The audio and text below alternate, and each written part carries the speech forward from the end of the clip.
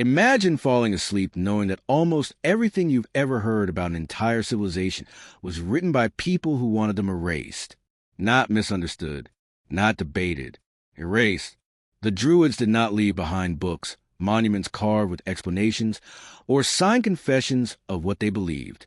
What survives instead are fragments, observations written by invaders, rumors carried by enemies, and echoes filtered through centuries of fear and fascination. And somewhere in that silence, the real Druids are still waiting. Before history learned how to write neatly, before dates became reliable and timelines became straight lines, there existed a world that trusted memory more than stone. In that world, wisdom was not stored on shelves, but carried in the mind, repeated in low voices beside fires, passed carefully from one generation to the next. The Druids belonged to that world. And because of that choice, to live in memory rather than ink, they became ghosts of the modern age. What makes their story unsettling is not just how little we know, but why we know so little. This was not an accident of time. It was deliberate. The Druids believed that certain knowledge lost its power the moment it was written down. Words, once fixed, could no longer breathe. They could no longer change with the listener, the season, or the place. So the Druids refused the permanence that history demands, and history punished them for it. As you begin this story, it helps to let go of the modern expectation that every mystery should be solved. The Druids do not reveal themselves easily. They emerge slowly, like mist rising from a forest floor just before dawn. You sense their presence before you can define it. A quiet authority, a patience that feels older than urgency itself. Long before towering cities and paved roads cut through Europe, the land itself was a teacher. Forests were not resources.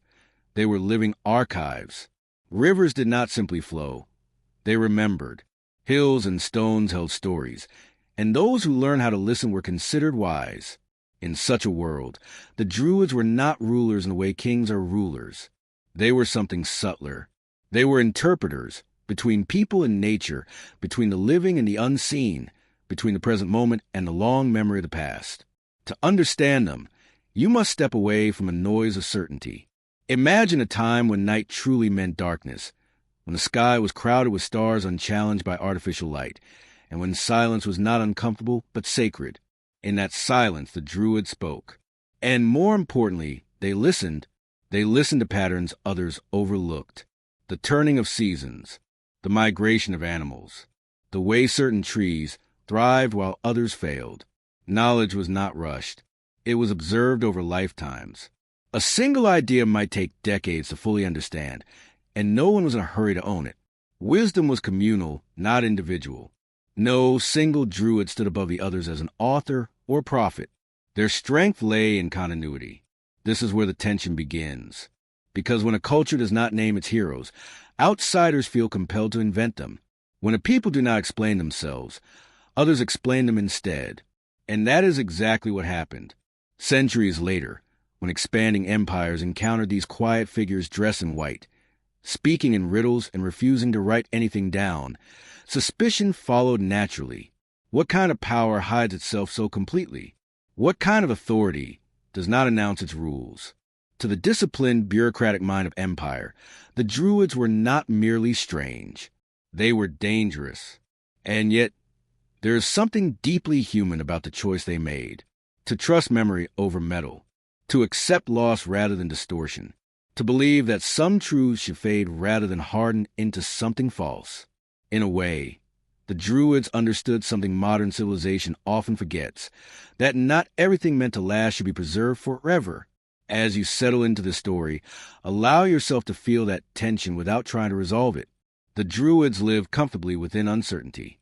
They believed that mystery was not a flaw in understanding, but a necessary part of it. The universe, to them, was not a puzzle to be solved, but a rhythm to be felt. You may notice that the story does not rush toward dates or definitions. That is intentional. The Druids themselves would have resisted such precision. They measured time in cycles, not years. In returns, not endings. What mattered was not when something began, but how it continued. So tonight, as this story unfolds slowly, you are not being asked to memorize facts. You are being invited to wander, to walk through a world where history is not loud, not certain, and not entirely visible. A world where wisdom stands quietly beneath oak trees, waiting for those patient enough to listen. And somewhere ahead, beyond the fog of lost centuries, the Druids will begin to take shape. Not as caricatures, not as myths wrapped in fantasy, but as real human beings who chose silence over survival. Their story does not begin with conquest or collapse. It begins with a whisper. And like all whispers, it asks you to lean in, slow down, and listen carefully before it disappears again. Before the idea of empires, before borders were drawn with straight lines and defended with stone walls, the land itself decided how people lived. Europe, long before it was called Europe, was a mosaic of forests, rivers, marshlands, and open skies. Human settlements were small, scattered, and deeply dependent on the rhythms of the natural world. Survival was not guaranteed by power or technology, but by attentiveness. To miss the signs of an approaching winter, to misjudge the flooding of a river, or to misunderstand the movement of animals could mean the difference between endurance and disappearance. In this world, history did not march forward in triumphs. It circled. Seasons returned. Generations echoed one another. People measured time not by numbers, but by memory, by the year the winter was harsher than usual, or the summer when the harvest failed. Knowledge was practical, but it was also spiritual. The line between what was useful and what was sacred did not yet exist. Every action carried meaning, because every action had consequences woven directly into daily life. Communities were bound together not by centralized authority, but by shared experience. Elders were respected not because they ruled, but because they remembered. They had seen patterns repeat and learned what endured. Children grew up listening to stories that were not entertainment, but instruction. Stories taught where to walk, when to plant, which places were safe, and which were not. And just as importantly, they taught restraint. The land could provide, but only if treated with care. The forests were vast and alive with sound. Oak, ash, and yew trees towered over paths worn smooth by centuries of careful footsteps. These forests were not obstacles to be cleared. They were homes, sanctuaries, and sources of guidance. People believed that certain places carried weight, that the air felt different beneath specific trees, that some clearings seemed to hold time still. These beliefs were not abstract. They were shaped by generations of observation and reinforced by survival itself. Rivers acted as both lifelines and boundaries. They fed the soil, guided travel, and dictated settlement. Floodplains were fertile but dangerous. Springs were revered for their purity and reliability. Water was never taken for granted, and its presence was often marked with quiet rituals of gratitude rather than celebration. To disrespect water was to invite imbalance. Life was communal out of necessity. No one survived alone. Skills were shared, tasks divided, and responsibilities understood without the need for written law. Conflict existed, but it was often resolved through mediation rather than violence. Bloodshed weakened the group. Cooperation strengthened it. Over time, societies learned that stability came not from domination, but from balance. In such a world, the idea of permanent power felt unnatural. Leaders emerged when needed and faded when their role was complete. Authority was situational, not inherited in rigid lines. This fluid structure allowed knowledge to circulate freely rather than accumulate in the hands of a few.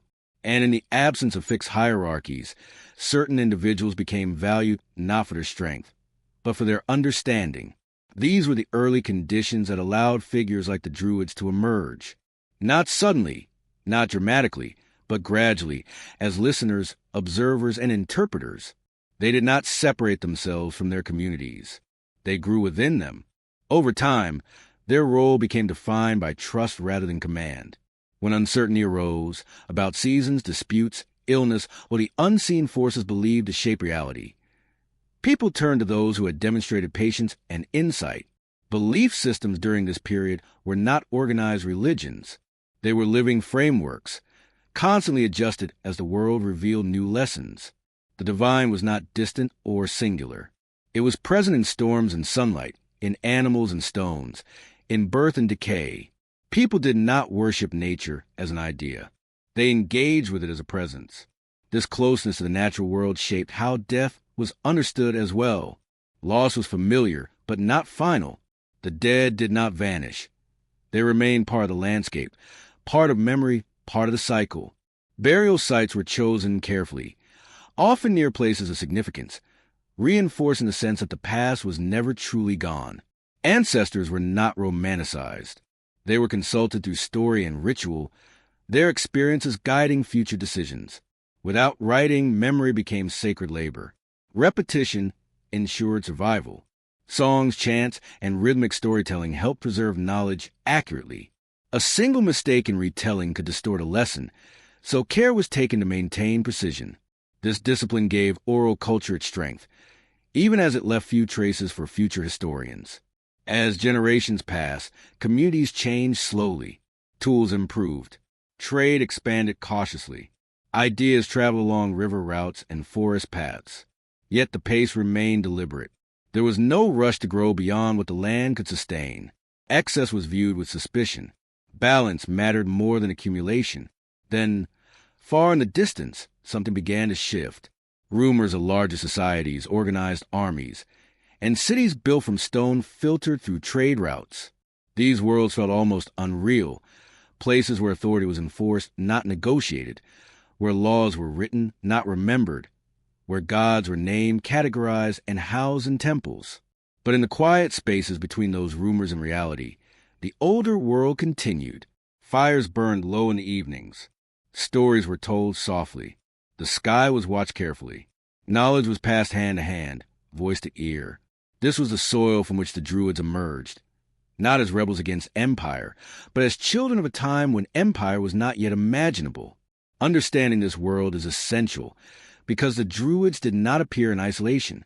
They were shaped by landscapes that demanded humility, by communities that valued memory, and by belief systems that resisted simplification. When later civilizations encountered them, they were not meeting something primitive. They were meeting something patient, something deeply rooted. And as the world slowly moved toward writing, expansion, and control, this older way of living did not vanish overnight. It lingered, adapted, and resisted in quiet ways. It whispered rather than shouted. It trusted cycles rather than progress. And within that whisper, the Druids found their voice, one that would soon be misunderstood, feared, and nearly lost, simply because it belonged to a world that refused to hurry. Words have a way of carrying more than sound. Sometimes they carry memory, sometimes fear, sometimes a clue left behind by people who never expected to be remembered. The word Druid is one of those words. It arrives to us already worn by centuries of repetition, already softened by translation, already reshaped by outsiders trying to give it meaning. And yet, buried within it, there is still a faint echo of how these people understood themselves. Long before dictionaries existed, names were not chosen lightly. A name described a relationship, not an identity. It explained how someone fit into the world rather than who they claimed to be. The word that later became Druid is believed to come from ancient roots tied to the oak tree, one of the most respected and enduring presences in the forests of Iron Age Europe. Oaks lived long lives, survived storms, and anchored the land with deep, spreading roots. They were symbols not of dominance, but of continuity. To be associated with the oak was to be associated with endurance, and wisdom gained slowly over time. But the word did not simply mean oak person or tree worshiper, as later misunderstandings would suggest. It carried a deeper implication. The root also connects ideas of seeing, knowing, and perceiving. Not knowledge as possession, but knowledge as awareness. A druid, in this sense, was not someone who claimed truth, but someone who recognized patterns. Someone who noticed connections others overlooked. This distinction matters, because it reveals something essential about how the Druids viewed their role. They were not priests in the later, institutional sense. They did not stand between people and gods as gatekeepers of salvation. They did not offer certainty. Instead, they offered interpretation. They helped communities understand what the world was already saying. In a culture without writing, words were living things. They changed subtly depending on who spoke them, where they were spoken, and why. Meaning was shaped by context rather than fixed definition. A single word could hold layers of understanding. unfolding differently with age and experience. When the word Druid was spoken, it likely carried respect, trust, and expectation all at once. This fluidity is difficult for the modern mind to grasp. Today, we expect words to remain stable. We rely on written definitions to prevent drift. But in the Druidic world, drift was not failure. It was adaptation.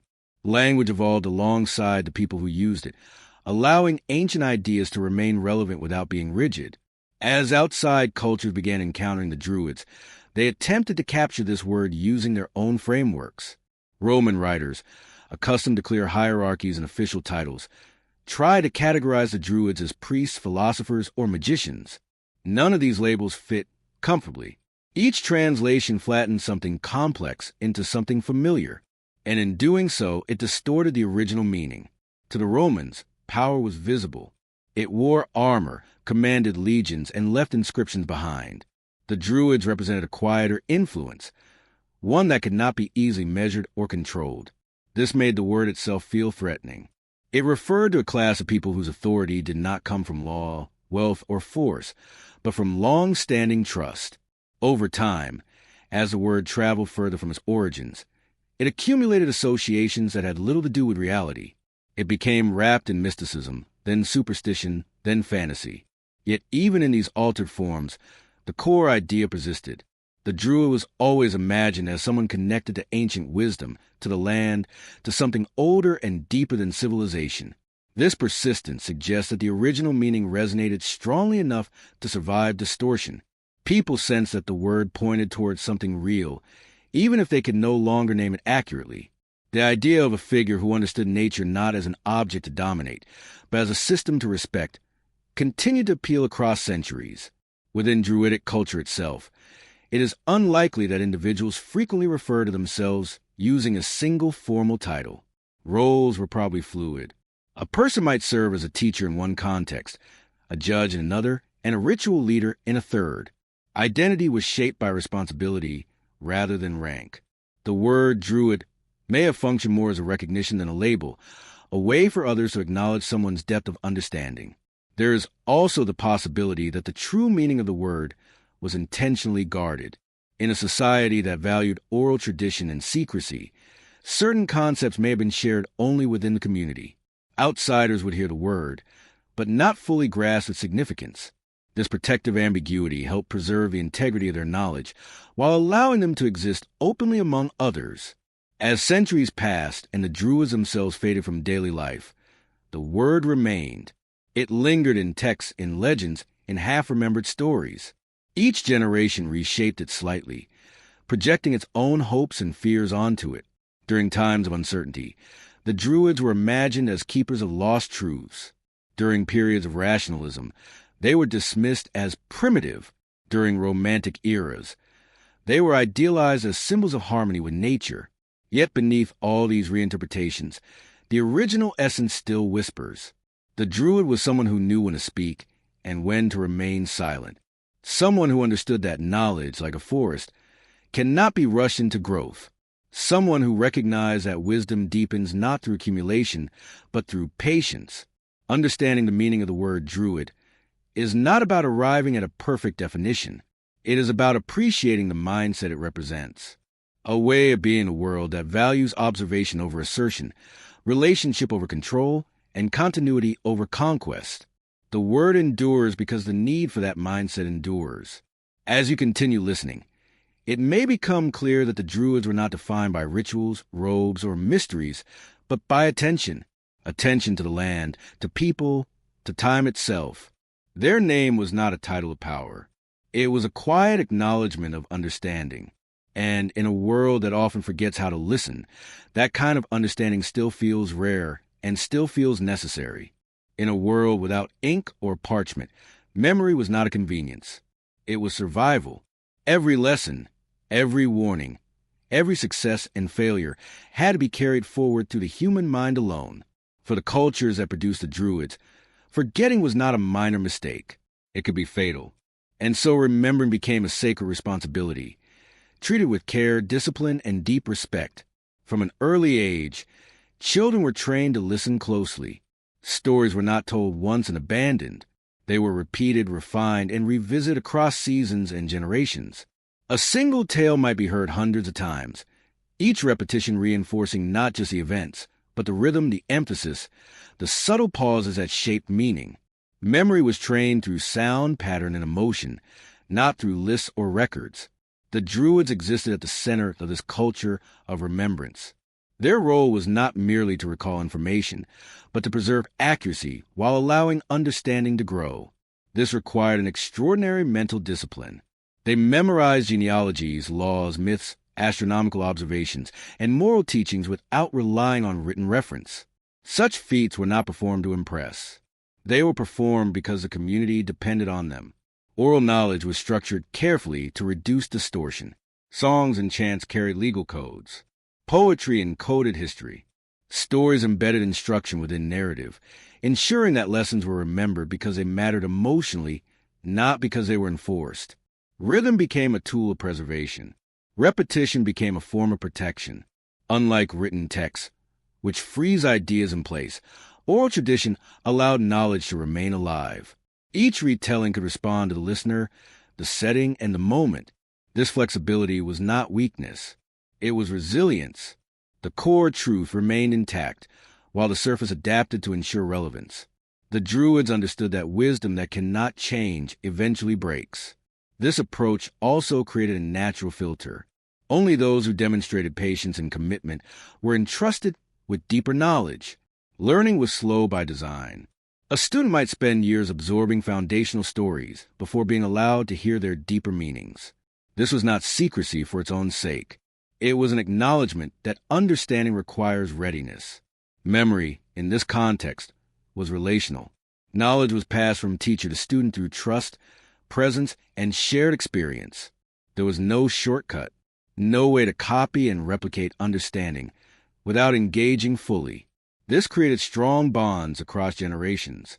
A Druid did not simply inherit information, they inherited responsibility. Because nothing was written, knowledge was constantly at risk of loss.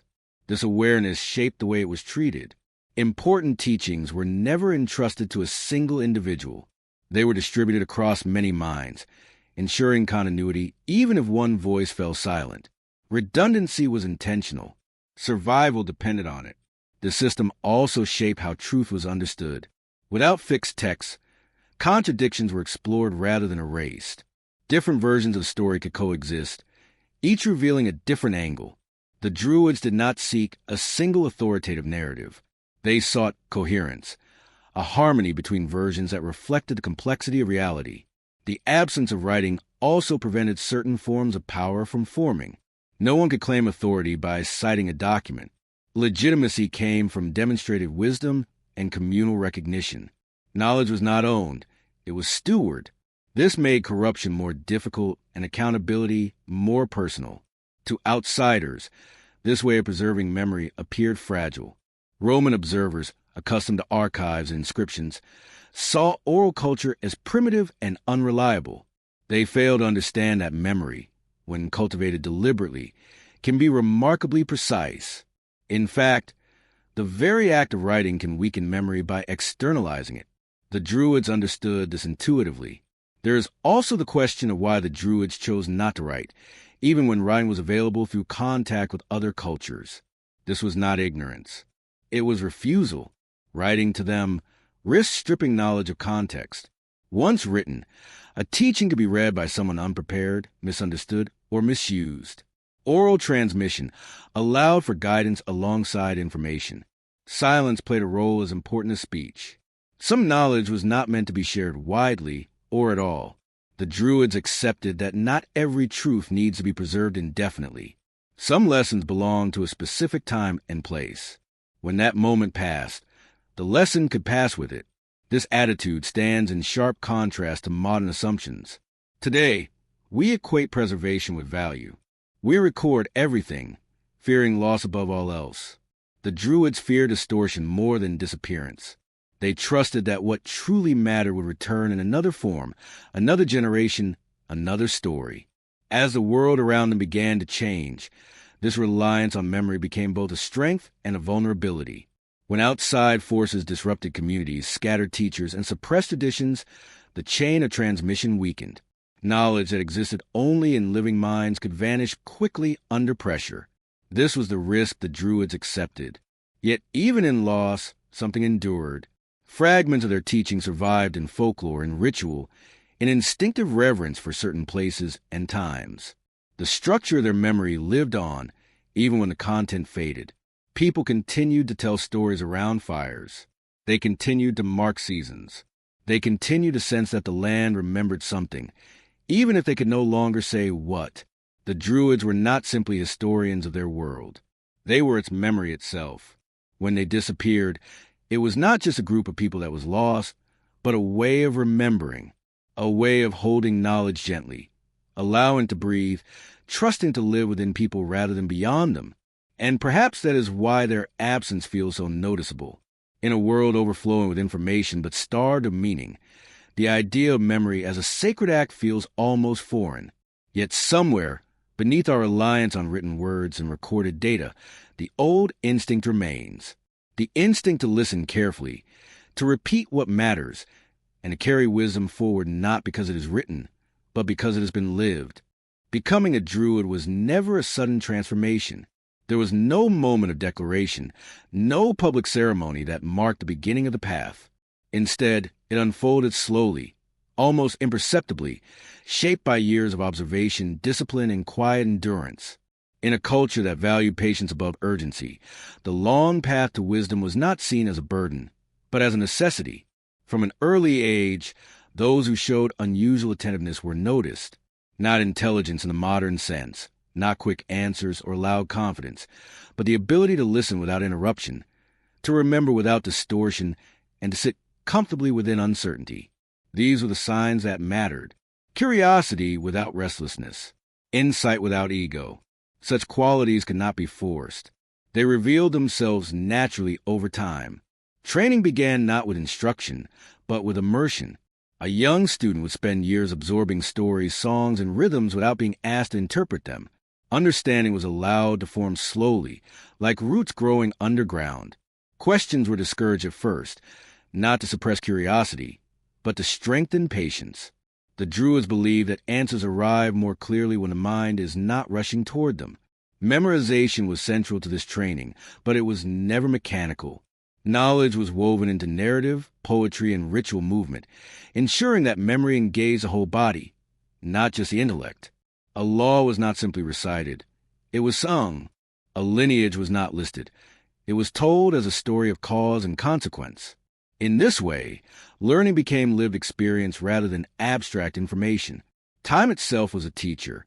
Years passed without visible milestones.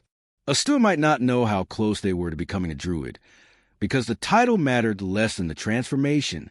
Advancement was internal before it was recognized externally. Only when a teacher observed consistency of character, depth of understanding, and emotional steadiness did responsibility begin to increase. This slow progression served a purpose beyond mastery of knowledge. It reshaped how a person related to time, authority, and self. Impatience dissolved.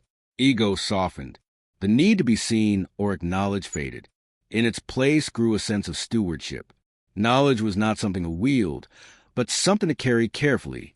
The training also demanded physical presence in the natural world. Students learned through direct observation, watching seasonal changes, tracking animal behavior, noting subtle shifts in weather and light. These observations were not romanticized. They were practical lessons in pattern recognition. The land was a text, constantly rewritten, and the student learned to read it. Silence was emphasized as much as speech. Periods of intentional quiet allowed memory to settle and perception to sharpen. In silence, distractions fell away, revealing the mind's habits. This introspection was essential. A Druid needed to understand their own impulses before guiding others. Teachers did not present themselves as masters. They modeled humility, often withholding commentary until a student had struggled long enough to reach insight independently. Mistakes were allowed, even encouraged, as long as they led to reflection. Failure was not shamed. It was treated as part of the process. One of the most demanding aspects of training was learning restraint. The Druids held significant influence within their communities, Yet they were taught never to seek power for its own sake.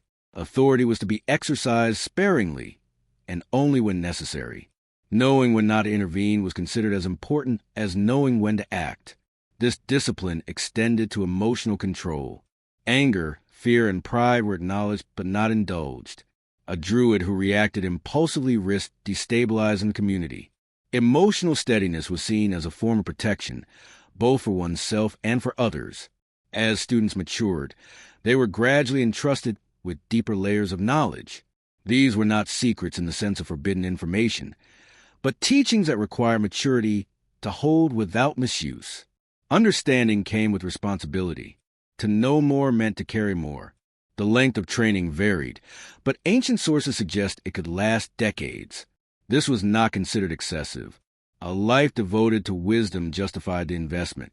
There was no urgency to complete the journey, because the journey itself was a purpose. When a student was finally recognized as a druid, it was not announced with ceremony. Recognition came quietly, through expectation. Others began to seek their guidance. Responsibilities shifted naturally. The role was assumed rather than granted. Even then, learning did not end. A druid remained a student for life. Knowledge was never complete. The world continued to change, and understanding had to evolve with it. Certainty was viewed with suspicion. Curiosity remained essential. This long path ensured continuity across generations.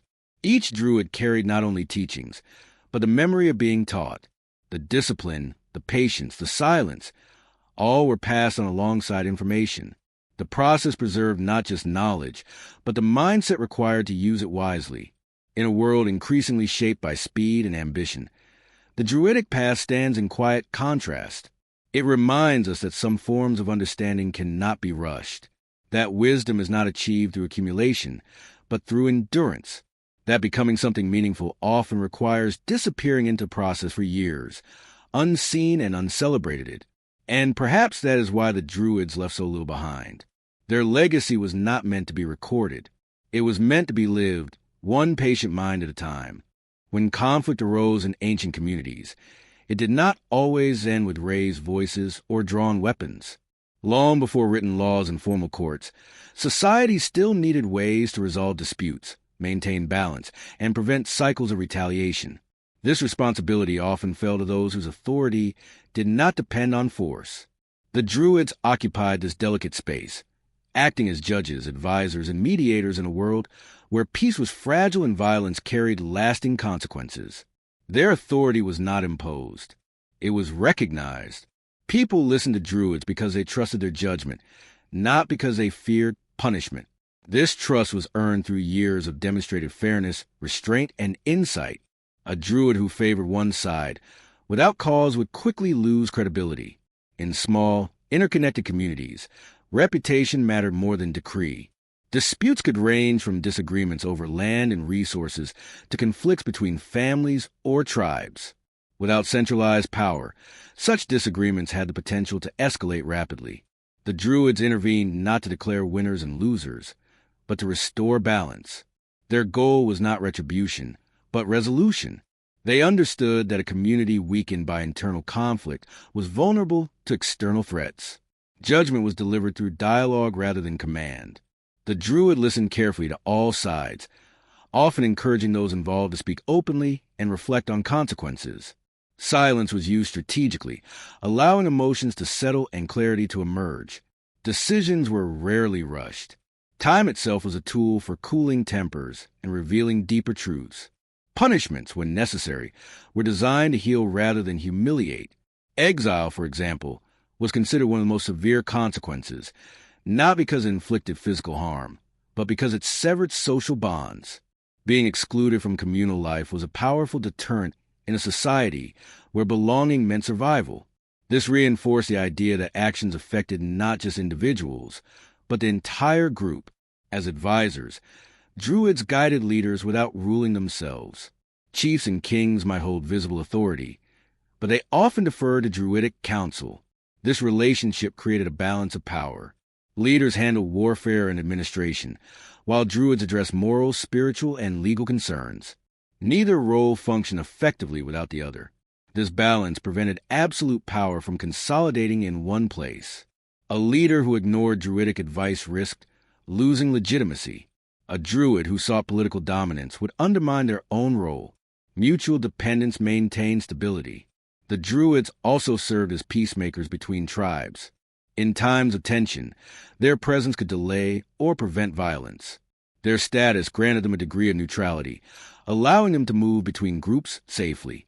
This was not guaranteed by law, but by shared respect across cultural boundaries. Their understanding of tradition and precedent made them particularly suited to this role. They remembered past agreements, conflicts, and resolutions, using history as guidance rather than justification. The past was consulted not to reopen wounds, but to avoid repeating mistakes. Druidic law was not written, but it was not arbitrary. It evolved through experience, adapting to changing conditions while maintaining core principles. Justice was situational, taking into account context, intention, and consequence. This flexibility allowed the system to remain relevant without becoming rigid. Advisory roles extended beyond legal matters. Druids were consulted on decisions involving land use, alliances, and timing of events. Their knowledge of seasonal cycles, omens, and patterns informed strategic choices. While these consultations might appear mystical to outsiders, they were rooted in long-term observation and accumulated experience. Importantly, Druids did not position themselves as infallible. Disagreement was permitted. Decisions could be revisited. Authority was not absolute, and accountability remained communal. This humility strengthened their role rather than weakening it. Roman observers often misunderstood the system.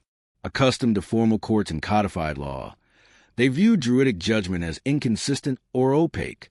They failed to see the underlying structure that allowed flexibility without chaos. What appeared informal was, in reality, deeply disciplined. The Druidic approach to justice also reinforced social cohesion. By prioritizing restoration over punishment, it encouraged responsibility rather than fear. Individuals were reminded that their actions reverberated beyond themselves. Justice became a shared process rather than an imposed outcome. This system depended entirely on trust. Without trust, it collapsed, and trust, once broken, was difficult to restore. This vulnerability made the Druids both powerful and fragile. Their influence could not be enforced. It could only be maintained through integrity. As external pressures increased and traditional structures were disrupted, this role became harder to sustain. When empires introduced their own laws and courts, the Druidic system was sidelined. Written law replaced remembered precedent.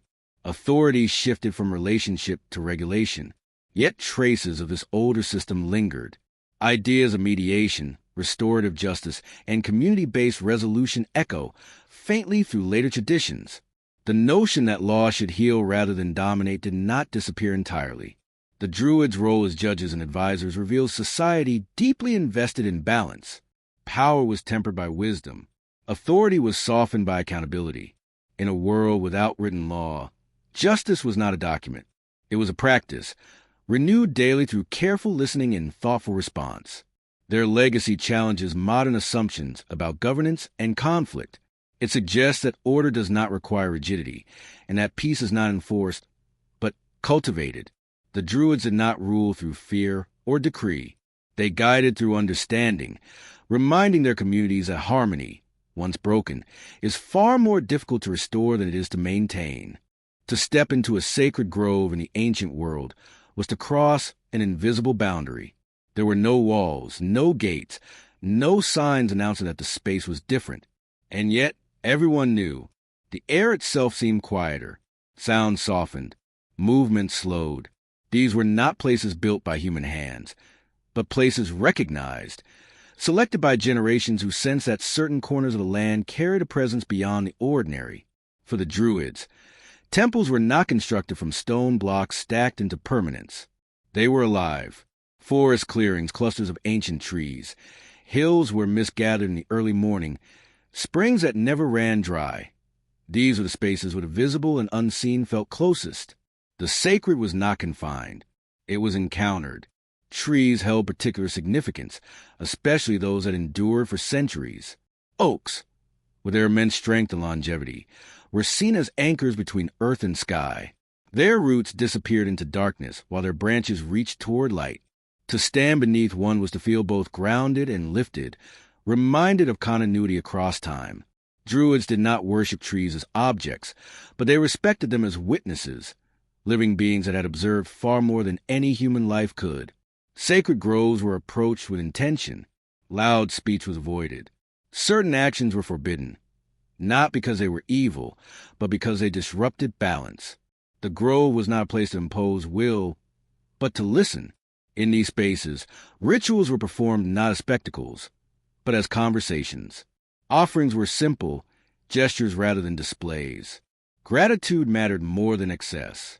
The absence of built temples reflected a deeper philosophy. Stone structures separate sacred space from daily life. Groves dissolve that boundary. The same forest that provided shelter, food, and materials was also the place of reflection and reverence. The sacred was woven into the ordinary. There was no need to travel far to encounter meaning. These living temples also reinforce humility. Unlike stone buildings that proclaim human achievement, forests remind visitors of their smallness. Trees do not bend to human ambition. Seasons proceed regardless of ceremony. In such an environment, it was difficult to feel dominant. This humility was essential to Druidic practice. Natural cycles shaped ritual timing. Ceremonies aligned with solstices, equinoxes, and seasonal transitions, not because these moments were magical, but because they marked real changes in light growth and survival. Observing them sharpened awareness. It reminded communities that their lives were embedded in larger rhythms. Sacred spaces were also places of learning. Students observed how light filtered through leaves at different times of year, how animals behaved near water sources, how silence changed with weather. Knowledge was gathered not through instruction alone, but through presence. Being in the grove was itself a lesson. There was also an element of protection in these spaces. Because they were revered, they were preserved. Forests around sacred groves were less likely to be over-harvested. Springs were kept clean. These practices ensured long-term sustainability without formal regulation. Respect became conservation. Outsiders often misunderstood these groves. To Roman observers, the absence of architecture suggested primitiveness. They failed to recognize the sophistication of choosing impermanence over monumentality. Stone temples last, but they also invite conquest. Living temples resist ownership. You cannot seize a forest without destroying what makes it sacred. The secrecy associated with Druidic rituals likely arose from this misunderstanding. Outsiders expected spectacle and found restraint. They expected idols and found trees. This gap fueled rumors and fear. In reality, the sacred groves were not hiding places for dark rites, but sanctuaries of quiet observation. As pressures from expanding empires increased, these spaces became vulnerable. Forests were cleared. Sacred sites were repurposed or forgotten. Yet even when the Druids themselves faded, the groves often retained their significance. People continued to avoid cutting certain trees. Springs remained sites of quiet reflection. The memory of sacredness outlasted the culture that named it. Even today, remnants of this sensibility persist. Many people report feeling calm, reverent, or introspective in old forests without knowing why. The instinct to lower one's voice, to move carefully, to pause. These responses echo ancient habits. They suggest that the idea of living temples never fully disappeared. The Druids understood that building sacred spaces out of living systems required trust. Trees grow slowly. Forests take generations to mature. This choice aligned perfectly with their long view of time. Just as knowledge was passed orally, sacred spaces were entrusted to future generations rather than completed within a single lifetime. In choosing groves over stone, the Druids expressed a quiet confidence. They believed that what truly matters does not need to be announced. It endures because it is integrated, not imposed. The forest does not declare itself sacred. It simply exists, inviting those who are attentive enough to notice. As the world moved towards cities and walls, this way of encountering the sacred became increasingly rare. Yet the memory of it lingers, like a path barely visible beneath fallen leaves. The sacred grove reminds us that reverence does not require architecture, that temples can breathe, and that sometimes the most meaningful spaces are those that ask nothing from us except our attention and our respect. Time, to the Druids, was not something that moved forward and disappeared behind them. It was something that returned. It circled, folded on itself, and revealed patterns only to those patient enough to watch closely. While later civilizations would divide time into neat lines and numbered years, the Druids experienced it as a living rhythm, inseparable from the movement of the sun, the moon, and the land beneath their feet. Day and night were not opposites locked in conflict, but partners in an endless exchange. Darkness was not feared as an absence, but respected as a necessary phase of renewal. Night was when the world rested, when unseen processes unfolded, when reflection replaced action. This perspective shaped how the Druids understood both the cosmos and human life. Beginnings did not require light. They often emerged quietly from shadow. The skies served as a vast, ever-changing record. Without telescopes or written charts, the Druids tracked celestial movements through observation passed down across generations. The rising and setting points of the sun marked the turning of a year. The moon's phases shaped rituals, agriculture, and communal gatherings.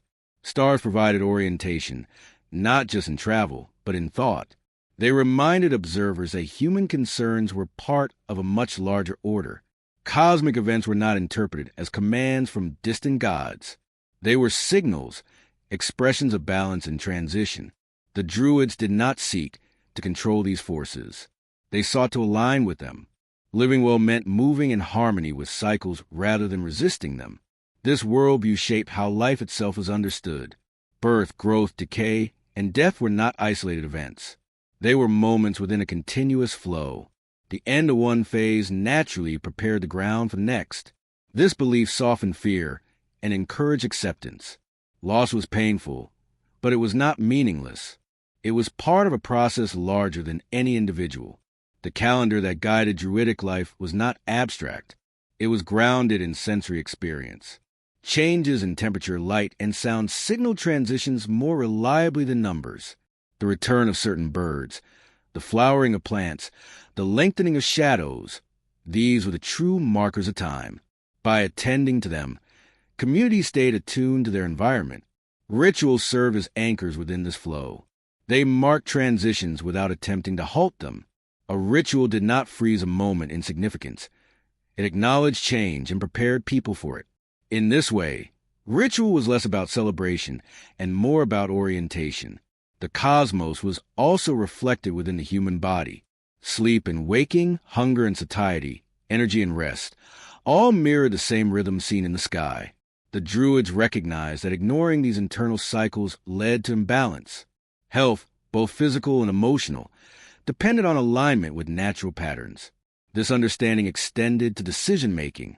Certain times were considered more favorable for beginnings, others for endings. This was not superstition. It was pattern recognition.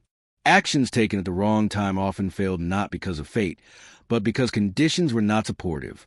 The Druids observed these correlations over generations and integrated them into guidance. Roman writers often described the Druids as philosophers, and in some ways this comparison fits. They contemplated existence, change, and continuity. Yet their philosophy was not abstract. It was lived. Ideas were tested against seasons, weather, and survival. Truth was measured by endurance rather than elegance. The cosmos, in this view, was not hierarchical. There was no strict separation between divine and earthly realms. Forces flowed through all levels of existence. Humans were participants, not subjects. This fostered a sense of responsibility rather than obedience. Actions mattered because they affected the whole. Such a worldview made conquest difficult to justify. If all things were interconnected, then domination disrupted balance. This did not make Druidic societies free from conflict, but it shaped how conflict was understood. Victory without harmony was hollow. As external influences introduced linear time, fixed calendars, and written records, this cyclical understanding began to erode. Time became something to manage, measure, and eventually exploit. Productivity replaced alignment. Speed replaced patience. The older rhythms persisted, but they were increasingly ignored. Yet traces remain. Seasonal festivals, agricultural practices, and even modern concepts of renewal echo this ancient worldview. The instinct to pause at certain times of year, to reflect during darkness and act during light, survives beneath layers of modern habit. The Druids' understanding of time and cosmos invites a gentler relationship with existence. It suggests that meaning is not found by racing forward, but by noticing return. That wisdom lies not in predicting the future, but in recognizing familiar patterns as they emerge again. As you sit with this idea, perhaps allowing your breathing to slow, it becomes easier to sense the rhythm around you, the steady movement of night toward morning, of thought toward rest. The Druids would have recognized this moment not as an ending, but as a transition, another turn in the cycle, another quiet reminder that time is not lost. It is simply waiting to return. Across the turning year, certain moments stood apart, not because they broke the rhythm of time, but because they revealed it more clearly. For the Druids and the communities they serve, festivals were not distractions from daily life. They were deep pauses, intentional moments where attention narrowed, memory sharpened, and the meaning of change was gently acknowledged. These gatherings did not erupt suddenly into celebration. They arrived slowly, anticipated through signs in the land. The air cooled or warmed. Light shifted its angle. Animals altered their behavior. Crops reached fullness or retreated into soil. Long before a date was named, the body already sensed that something was approaching. Festivals followed awareness, not the other way around. At the heart of these observances was the understanding that life moved through thresholds. Growth did not simply continue endlessly. It paused, transformed, and renewed. Festivals marked these transitions, offering structure to uncertainty. They helped people release what no longer served them and prepare for what was coming next. Fire often played a central role, not as spectacle, but as symbol. Flames provided warmth, light, and protection, especially during the darker half of the year. Lighting fires together reinforced community bonds and reminded people of shared dependence. Fire was treated with respect. It was never merely consumed. It was tended. Sound, too, was important. Songs, chants, and spoken stories filled the spaces between movement and stillness. These sounds were familiar, comforting, and carefully preserved. Through repetition, they carried memory across generations. Children learned not just the words, but the feelings attached to them, the reassurance of continuity, the quiet joy of belonging. Feasting followed necessity rather than excess. Meals reflected the season's offerings. What was eaten carried meaning, connecting people directly to the land's generosity. Sharing food reinforced equality. No one was elevated above others. The act of eating together mattered more than what was consumed. Some festivals leaned toward light and activity, while others embraced darkness and introspection. The Druids did not favor one over the other. Both were essential. Periods of outward energy required balance through inward reflection. Darkness was a time to listen, to remember, to honor what had been lost. The transition into winter, for example, was not feared, but respected. It was a time when the veil between worlds was believed to thin, not in a frightening sense, but in a reflective one. Ancestors were remembered. Stories of those who came before were retold, reinforcing continuity. The past was not distant. It was present, shaping the moment. Spring festivals carried a different energy. Renewal, growth, and potential filled the air. Yet even here, caution tempered excitement. New beginnings were acknowledged as fragile. Care was needed to nurture them. Rituals emphasized protection as much as celebration. The Druids guided these observances without dominating them. Their role was to maintain alignment, ensuring that rituals remained meaningful rather than performative. They interpreted signs, advised on timing, and preserved tradition while allowing adaptation. Festivals were communal creations, not spectacles imposed from above. These events also served practical purposes. They synchronized agricultural activity, reinforced social bonds, and provided opportunities to resolve tensions. Shared ritual fostered cohesion. Disputes were less likely to escalate when people gathered regularly in structured, meaningful ways. Outsiders often misunderstood these festivals, interpreting them as primitive or chaotic. In reality, they were highly organized, governed by long-standing tradition and careful observation. What appeared spontaneous was rooted in preparation and memory. As external influences reshaped the cultural landscape, many of these festivals were absorbed into new religious frameworks. Their timing persisted, even as their meanings shifted. The old rhythms proved resilient. They adapted rather than vanished. Even today, echoes remain.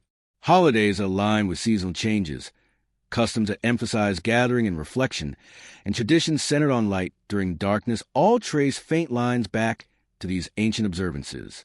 Though names and narratives have changed, the underlying impulse remains the same.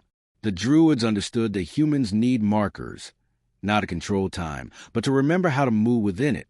Festivals provided these markers gently, without force. They offered moments to pause, to breathe, to reconnect with cycles larger than individual lives. As you imagine these gatherings, perhaps under a sky filled with stars or beside a quiet fire, the modern world feels distant. The urgency fades. What remains is a sense of belonging within a long, unbroken rhythm. The turning of seasons continues, patient and reliable, inviting attention rather than demanding it. These festivals were never about escape. They were about presence, about standing at the edge of change and acknowledging it together. And in that shared acknowledgement, people found comfort, not in certainty, but in continuity. To the Druids, death was not a sudden cliff at the edge of life. It was a doorway that had always been there, quietly open, familiar rather than frightening. While later cultures would struggle to define death as an ending or an enemy, the Druidic understanding moved in a different direction. Death was a transition, significant, emotional, and solemn, but not final. This belief reshaped how people lived. If death was not an erasure, then life did not need to be spent clinging desperately to permanence. Courage grew from this understanding. So did patience. Fear lost some of its sharpness. The Druids taught that existence flowed forward in forms that changed but never truly vanished, much like water moving from river to cloud to rain. Roman writers were often struck by this attitude, sometimes describing Druids as strangely unafraid of dying. To an empire built on conquest and survival, this calm acceptance appeared irrational, even dangerous. But what those observers failed to grasp was that this worldview did not diminish life's value. It deepened it. Moments matter more because they were part of a larger continuity. The soul, in Druidic thought, was not confined to a single lifetime. It moved. It learned. It returned. Whether this return was understood as rebirth, migration, or transformation is difficult to say with certainty because the Druids left no written explanations. What is clear is that they believed consciousness persisted beyond physical decay. This belief shaped funerary practices. Death was marked with ritual, but not despair. Grief was natural, even expected, yet it existed alongside reassurance. The departed were honored, remembered, and spoken of as continuing participants in the world's unfolding story. Their wisdom did not disappear. It lived on in memory, in guidance, and perhaps in future forms. Burial sites were chosen with care. Proximity to significant landscapes, hills, rivers, groves, suggested a desire to keep the dead connected to living rhythms. The land itself became a bridge between worlds. Ancestors were not locked away in distant realms. They were near, woven into place and story. Time played an essential role in this understanding. Just as seasons returned, so too could souls. The idea of linear finality held little meaning. What mattered was transformation. Decay fed growth. Endings prepared beginnings. This cycle applied equally to crops, forests, and lives. Because of this, death was not hidden from daily life. It was acknowledged openly, discussed calmly, and integrated into worldview rather than avoided. Children grew up understanding that loss was part of existence, but not its conclusion. This familiarity reduced panic and softened sorrow. This perspective also influenced ethics. Actions carried consequences beyond a single lifetime. Responsibility extended forward, encouraging thoughtful behavior. Harm done to others disrupted balance that would eventually return. Kindness, too, rippled outward, shaping futures unseen. The Druids did not claim certainty about what lay beyond death. Mystery remained, and that mystery was respected. Rather than offering rigid explanations, they allowed space for contemplation. This humility preserved wonder without demanding belief. As new belief systems arrived, this approach clashed sharply with doctrines that emphasized judgment, reward, and punishment. The Druidic view did not focus on moral accounting after death. Balance was restored naturally, not enforced. This made the concept difficult for outsiders to categorize or control. Over time, these beliefs were misunderstood, simplified, or dismissed, yet traces endured. Ideas of an enduring soul, ancestral presence, and cyclical existence echoed quietly through later traditions. They survived not as doctrine, but as intuition. To imagine a world where death is not the end is to imagine a world that moves more slowly, breathes more deeply, and fears less intensely. The Druids offered such a world, not as comfort alone, but as perspective. As you reflect on this, perhaps in the stillness of night, the idea does not feel distant. The sense that nothing truly vanishes, that everything changes form, can be oddly soothing, like the fading of daylight that promises dawn, or sleep that promises waking. The Druids understood that fear tightens a mind, acceptance loosens it. By releasing the grip on finality, they created space for meaning that extended beyond a single moment. Life mattered not because it ended, but because it continued, carried forward in ways both seen and unseen. And so, death in their story becomes not a stopping point, but a passage, quiet, inevitable, and woven into the same rhythm that guides stars, seasons, and breath itself. There is a particular kind of mystery that comes not from what is hidden, but from what was never meant to be revealed at all. The Druids existed within such a mystery. Unlike many ancient cultures that carved their beliefs into stone or committed their laws to writing, the Druids chose absence. They chose silence where others chose record. And in doing so, they left behind one of the most intriguing gaps in history. This absence was not the result of loss alone. It was a deliberate decision shaped by values that placed wisdom above information and understanding above possession. The Druids believed that knowledge carried weight, and that weight could become dangerous if handled carelessly. Writing, to them, risked removing knowledge from its context, stripping it of guidance, intention, and moral responsibility. Words written down could be read by anyone at any time without preparation. They could be misunderstood, misused, or wielded for purposes never intended by those who first spoke them. In an oral tradition, knowledge traveled with a voice, a face, and a relationship. It was shaped by the moment of transmission. Writing disrupted that intimacy. Secrecy, therefore, was not about exclusion. It was about protection. Certain teachings were shared only with those who had demonstrated patience, humility, and readiness. This ensured that deeper knowledge was held carefully rather than exploited. In a world without written safeguards, character itself became the safeguard. The Druids also understood that some truths resist permanence. Ideas tied to specific times, places, or conditions could lose meaning if frozen. Oral transmission allowed teachings to fade when they no longer applied, preventing outdated concepts from lingering and causing harm. This impermanence was a feature, not a flaw. Outsiders often interpreted this silence as ignorance or deceit. Roman authors speculated wildly about hidden rituals and forbidden knowledge. Their curiosity, combined with fear, filled the gaps with imagination. What they could not observe, they invented. Yet it is important to consider that what was not written may have been more significant than what was.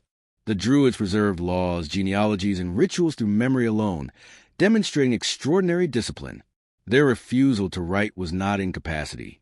It was conviction. This choice had consequences. When communities were disrupted and teachers removed, oral traditions could collapse quickly. Knowledge that lived only in people vanished with them. The Druids accepted this risk. They prioritized integrity over endurance. What, then, did they choose not to record? Likely not facts, but processes, ways of thinking, methods of observation, ethical frameworks that required mentorship to grasp fully. Such knowledge does not translate well to text. It lives in practice. There may have been teachings about the mind itself, how attention shapes reality, how emotion influences judgment, how silence clarifies perception. These are insights best learned through experience rather than instruction. There may also have been limits placed on what should be known. The Druids understood that curiosity, unchecked, can destabilize. Not all knowledge benefits everyone. Knowing when not to seek an answer was considered a form of wisdom. This restraint stands in contrast to modern impulses. Today, accumulation of information is celebrated. Preservation is equated with progress. The idea that some things should be allowed to disappear feels uncomfortable, even irresponsible. Yet the Druids might argue that forgetting is as natural as remembering. Just as forests shed leaves to make way for growth, cultures must release ideas that no longer serve balance. Clinging too tightly to the past can prevent renewal. As time passed and written traditions dominated, the Druids' silence became a canvas. Later generations projected their desires onto it. Some imagined hidden magical texts lost to destruction. Others saw deliberate deception. In reality, the truth is quieter and more complex.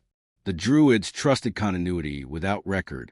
They believed that what mattered would find a way to persist through lived experience, even if details changed. They accepted that future generations might not know them clearly, and they were willing to be misunderstood. This willingness reveals something profound. They did not seek legacy. They sought balance in their own time. The absence of written records was a refusal to control the future. And yet, paradoxically, this absence is what keeps them alive in imagination. The silence invites curiosity. The gaps invite reflection. The questions linger without answers. Perhaps this is their final teaching. That knowledge does not need to be complete to be meaningful. That mystery has value. That not everything must be explained, defined, or preserved. As you sit with this thought, the quiet of what is missing becomes part of the story itself. The Druids did not leave us instructions. They left us an example of restraint. And in a world overwhelmed by words, that restraint feels unexpectedly powerful. For centuries, the world of the Druids unfolded at its own measured pace, guided by cycles rather than conquest. Then, gradually at first, and then with undeniable force, another world began to press against its edges. This new presence did not listen to forests or wait for seasons to turn. It built roads straight through landscapes, counted time in years and reigns, and believed that order was something to be imposed rather than discovered. This was Rome, and its arrival marked a turning point that the Druids could neither ignore nor fully resist. At first, the encounter was distant. Stories traveled faster than armies. Traders spoke of cities made of stone, of laws written down and enforced by legions, of leaders whose power extended far beyond the reach of memory. These accounts must have sounded unreal to communities rooted in oral tradition. A world governed by documents and commands would have felt alien, almost unnatural. As Roman expansion pushed north and west, abstraction became reality. Roads appeared where paths once meandered. Fortifications rose where groves had stood untouched.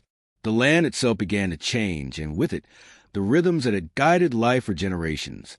Rome did not merely conquer territory. It reorganized space, time, and authority. For the Druids, this posed a profound challenge. Their influence rested on continuity, trust, and shared belief. Roman power rested on enforcement. Law was no longer remembered and interpreted. It was written and imposed. Justice was no longer negotiated within the community. It was administered by officials accountable to distant rulers. Initial contact was marked by cautious observation. Romans, encountering the Druids, struggled to categorize them. They recognized their influence but could not define it. These figures held no official office, commanded no troops, yet wielded authority capable of shaping entire societies. To Roman minds, trained to respect visible power, this invisible influence was unsettling. Roman writers began documenting what they observed, filtering Druidic practices through their own assumptions. They described ceremonies they did not understand, interpreted symbolism as superstition, and framed oral tradition as secrecy. In doing so, they created the earliest written record of the Druids, records shaped by misunderstanding. Fear quickly followed curiosity. The Druids' ability to unify communities, to influence leaders, and to maintain cultural cohesion made them potential obstacles to Roman control. Empires depend on predictability. The Druids embodied adaptability. This made them dangerous in the eyes of Rome. As Roman rule expanded into Celtic territories, suppression became policy. Laws were introduced that restricted Druidic practices. Sacred spaces were targeted. Public rituals were discouraged or outlawed. The aim was not just to defeat an enemy, but to dismantle a worldview. The Druids faced an impossible choice. Resistance risked annihilation. Accommodation risked dilution. Some likely attempted to adapt, folding their practices into Roman frameworks where possible. Others withdrew, preserving traditions quietly in remote areas. Oral cultures excel at survival through subtlety, but even subtlety has limits under sustained pressure. The Roman presence also altered social dynamics. Local leaders found themselves negotiating between traditional authority and imperial demands. Some aligned with Rome, gaining status and protection. Others resisted, relying on Druidic council to maintain autonomy. These internal divisions weakened cohesion. Time itself began to feel different. Roman calendars replaced seasonal markers. Written records replaced remembered precedent. Decisions accelerated. Efficiency took precedence over balance. For the Druids, whose practices required patience and attentiveness, this shift was disorienting. Yet Rome did not entirely dismiss Druidic knowledge. Some Roman thinkers admired their philosophical depth, comparing them to Greek scholars. This admiration, however, remained superficial. Appreciation did not translate into preservation. What could not be absorbed into Roman systems was eliminated. The suppression of the Druids was not always violent. Often, it was administrative. By removing their legal authority, restricting their gatherings, and undermining their role as educators, Rome rendered them irrelevant. Power does not always destroy. Sometimes it replaces. As generations passed under Roman rule, younger members of Celtic communities grew up within imperial structures. Latin replaced local languages in official contexts. Written law replaced oral tradition.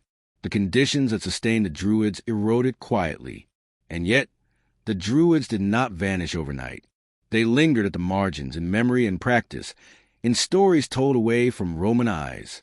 Cultural change is rarely absolute.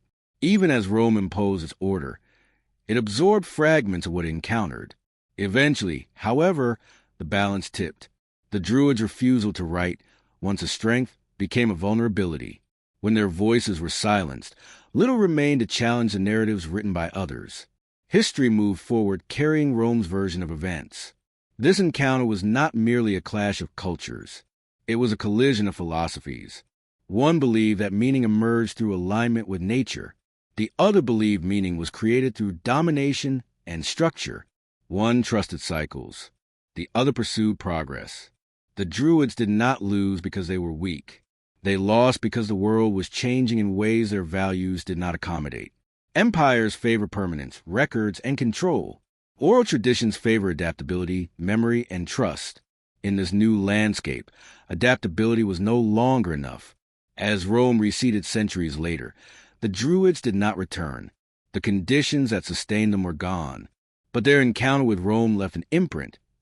On stories, on language, on a lingering sense that something older had been displaced rather than replaced. This meeting between worlds was quiet, gradual, and devastating in its subtlety. No single battle marked the end. No definitive moment closed the chapter. Instead, the Druids faded as Rome advanced, leaving behind silence where voices once guided. And in that silence, history continued, written, organized, preserved. Yet something essential had been lost. Not knowledge, but a way of knowing. Not belief, but relationship. The encounter with Rome did not simply end the Druids. It revealed how fragile wisdom becomes when the world no longer values the time it takes to grow. When Rome began to write about the Druids, it did so with a mixture of intrigue and unease. Roman authors were not neutral observers. They were representatives of an empire that depended on classification, hierarchy, and control. Everything unfamiliar had to be translated into Roman terms, and everything that resisted translation became suspect. The Druids, with their quiet authority and refusal to leave written records, unsettled this worldview deeply. To Roman eyes, the Druids were paradoxical figures. They appeared unarmed yet influential, rooted in tradition, yet resistant to codification. They did not govern, yet leaders listened to them. They did not command armies, yet entire regions followed their guidance. This kind of influence was difficult for Rome to comprehend, and what cannot be comprehended is often feared. Roman writers tried to explain the Druids by comparison. They were described as priests, philosophers, magicians, judges. Each label captured a fragment, but none captured the whole. In attempting to fit the Druids into familiar categories, Roman observers unintentionally distorted them. Nuance was lost. Complexity was flattened. Fear crept into these accounts, especially when Roman authors speculated about rituals they did not witness or understand. The Druids' secrecy became a source of anxiety. What knowledge required so much protection? What practices needed to remain unseen? The absence of explanation invited imagination, and imagination filled the gaps with darkness. Some Roman texts accused Druids of engaging in cruel or violent rituals, claims that have been debated for centuries. These accusations served a purpose beyond description. They justified suppression. By portraying the Druids as dangerous or immoral, Rome could frame its actions as civilizing rather than conquering. It is important to understand the political context of these writings. Roman authors were not independent journalists. Their work reflected imperial priorities. Depicting conquered peoples as barbaric reinforced a narrative of Roman superiority.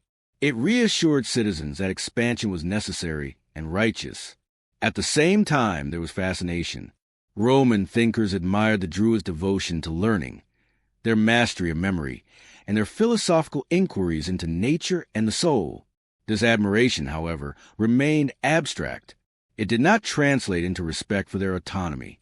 The Druids were admired as curiosities, not as equals. This duality, fear and fascination, ran through Roman descriptions like a quiet tension. The Druids were portrayed as both wise and threatening, disciplined and chaotic. These contradictions reveal more about Roman anxiety than Druidic reality. What troubled Rome most was not any single practice, but the Druids' ability to shape belief. Empires rely on ideological cohesion. The Druids represented an alternative center of meaning, one not aligned with imperial authority. As long as people trusted Druidic guidance, Roman influence remained incomplete. This made the Druid symbols as much as individuals. They came to represent resistance to Roman order, even when they did not actively oppose it. Their very existence challenged the assumption that Rome's way of organizing the world was universal. Roman fear intensified as conquest moved deeper into regions where Druidic influence was strong. The Druids' role in unifying communities made them potential catalysts for rebellion, whether or not they intended to be. Rome did not wait to find out. In response, Roman policy increasingly targeted the Druids specifically. Suppression was framed as security. Eliminating Druidic authority was presented as a necessary step toward stability. Fear became justification. Yet the Roman portrayal of the Druids was not monolithic. Different authors emphasized different aspects, depending on their audience and purpose. Some leaned into sensationalism. Others adopted a more measured tone. But all wrote from the outside, interpreting a culture that refused to explain itself in their terms. This outsider perspective has shaped modern understanding profoundly. Because the Druids left no written accounts of their own, Roman descriptions dominate the historical record. We see the Druids through Roman eyes, filtered through Roman fears, ambitions, and assumptions. This creates a challenge for anyone seeking to understand the Druids today. How much of what we know reflects reality, and how much reflects propaganda? Separating observation from interpretation requires careful attention. It is likely that Roman fear exaggerated certain practices and misunderstood others. Rituals intended to symbolize transformation may have been interpreted as brutality. Secrecy intended to protect knowledge may have been framed as conspiracy. At the same time, fascination preserved details that might otherwise have been lost. Without Roman writers, the Druids might have vanished entirely from history. Ironically, the same empire that sought to suppress them ensured their memory endured, albeit distorted. This paradox deepens the tragedy. The Druids are remembered, but not on their own terms. Their image has been shaped by those who opposed them, admired them, and misunderstood them all at once. As Roman power solidified, fear gave way to confidence. Once Druidic influence was weakened, Rome no longer needed to exaggerate the threat. Interest faded. The Druids became a footnote, a relic of a conquered past. Yet the tension lingers. Even now, the Druids evoke both reverence and suspicion in popular imagination. They are seen as wise sages or dark mystics, rarely as ordinary humans embedded in their communities. This lingering duality reflects the unresolved nature of Rome's encounter with them. The Druids were never fully understood, never fully erased. They remained suspended between myth and history. Roman fear shaped their legacy, but it did not define their essence. Beneath the distortions lies a quieter reality, a culture grounded in patience, observation, and balance, a culture that did not seek empire, and therefore could not survive one. In examining Roman fascination and fear, we glimpse the deeper conflict between two ways of knowing. One seeks clarity through control. The other seeks understanding through relationship. Rome chose the former. The Druids embodied the latter. And when these two ways of seeing the world collided, it was inevitable which would dominate the written record. But dominance does not equate to truth. It only determines who gets to tell the story. The Druids, silent by choice and silenced by force, left their story unfinished. What remains is an echo, distorted, fragmented, but persistent. And within that echo, the tension between fear and fascination continues to whisper, inviting us to look beyond the words Rome left behind and listen for what was never written at all. The decline of the Druids did not arrive with a single battle or a sudden decree that erased them overnight. It unfolded slowly, almost quietly, through a series of pressures that wore away at their role until it could no longer sustain itself. Suppression, in this case, was not always loud or dramatic. It was administrative, cultural, and relentless. As Roman authorities strengthened across Celtic territories, new systems of governance replaced older structures. Written law began to override remembered precedent. Roman courts, staffed by officials loyal to the empire, assumed authority over disputes that Druids once mediated. What had been a communal process rooted in trust became a formal procedure governed by documents and penalties. This shift undermined the Druids' central function. When communities no longer relied on them for justice, their influence weakened. Authority that cannot be exercised loses its meaning. The Druids did not disappear immediately, but their role became peripheral, confined to ritual and private counsel rather than public decision-making. Education followed a similar pattern. Roman schooling emphasized literacy, rhetoric, and imperial history. Oral transmission, once the backbone of cultural continuity, was gradually sidelined. Younger generations grew fluent in Latin and Roman law, while Druidic teaching seemed increasingly distant and impractical within the new order. Sacred spaces were targeted as well. Groves that had once been protected by reverence were cleared or repurposed.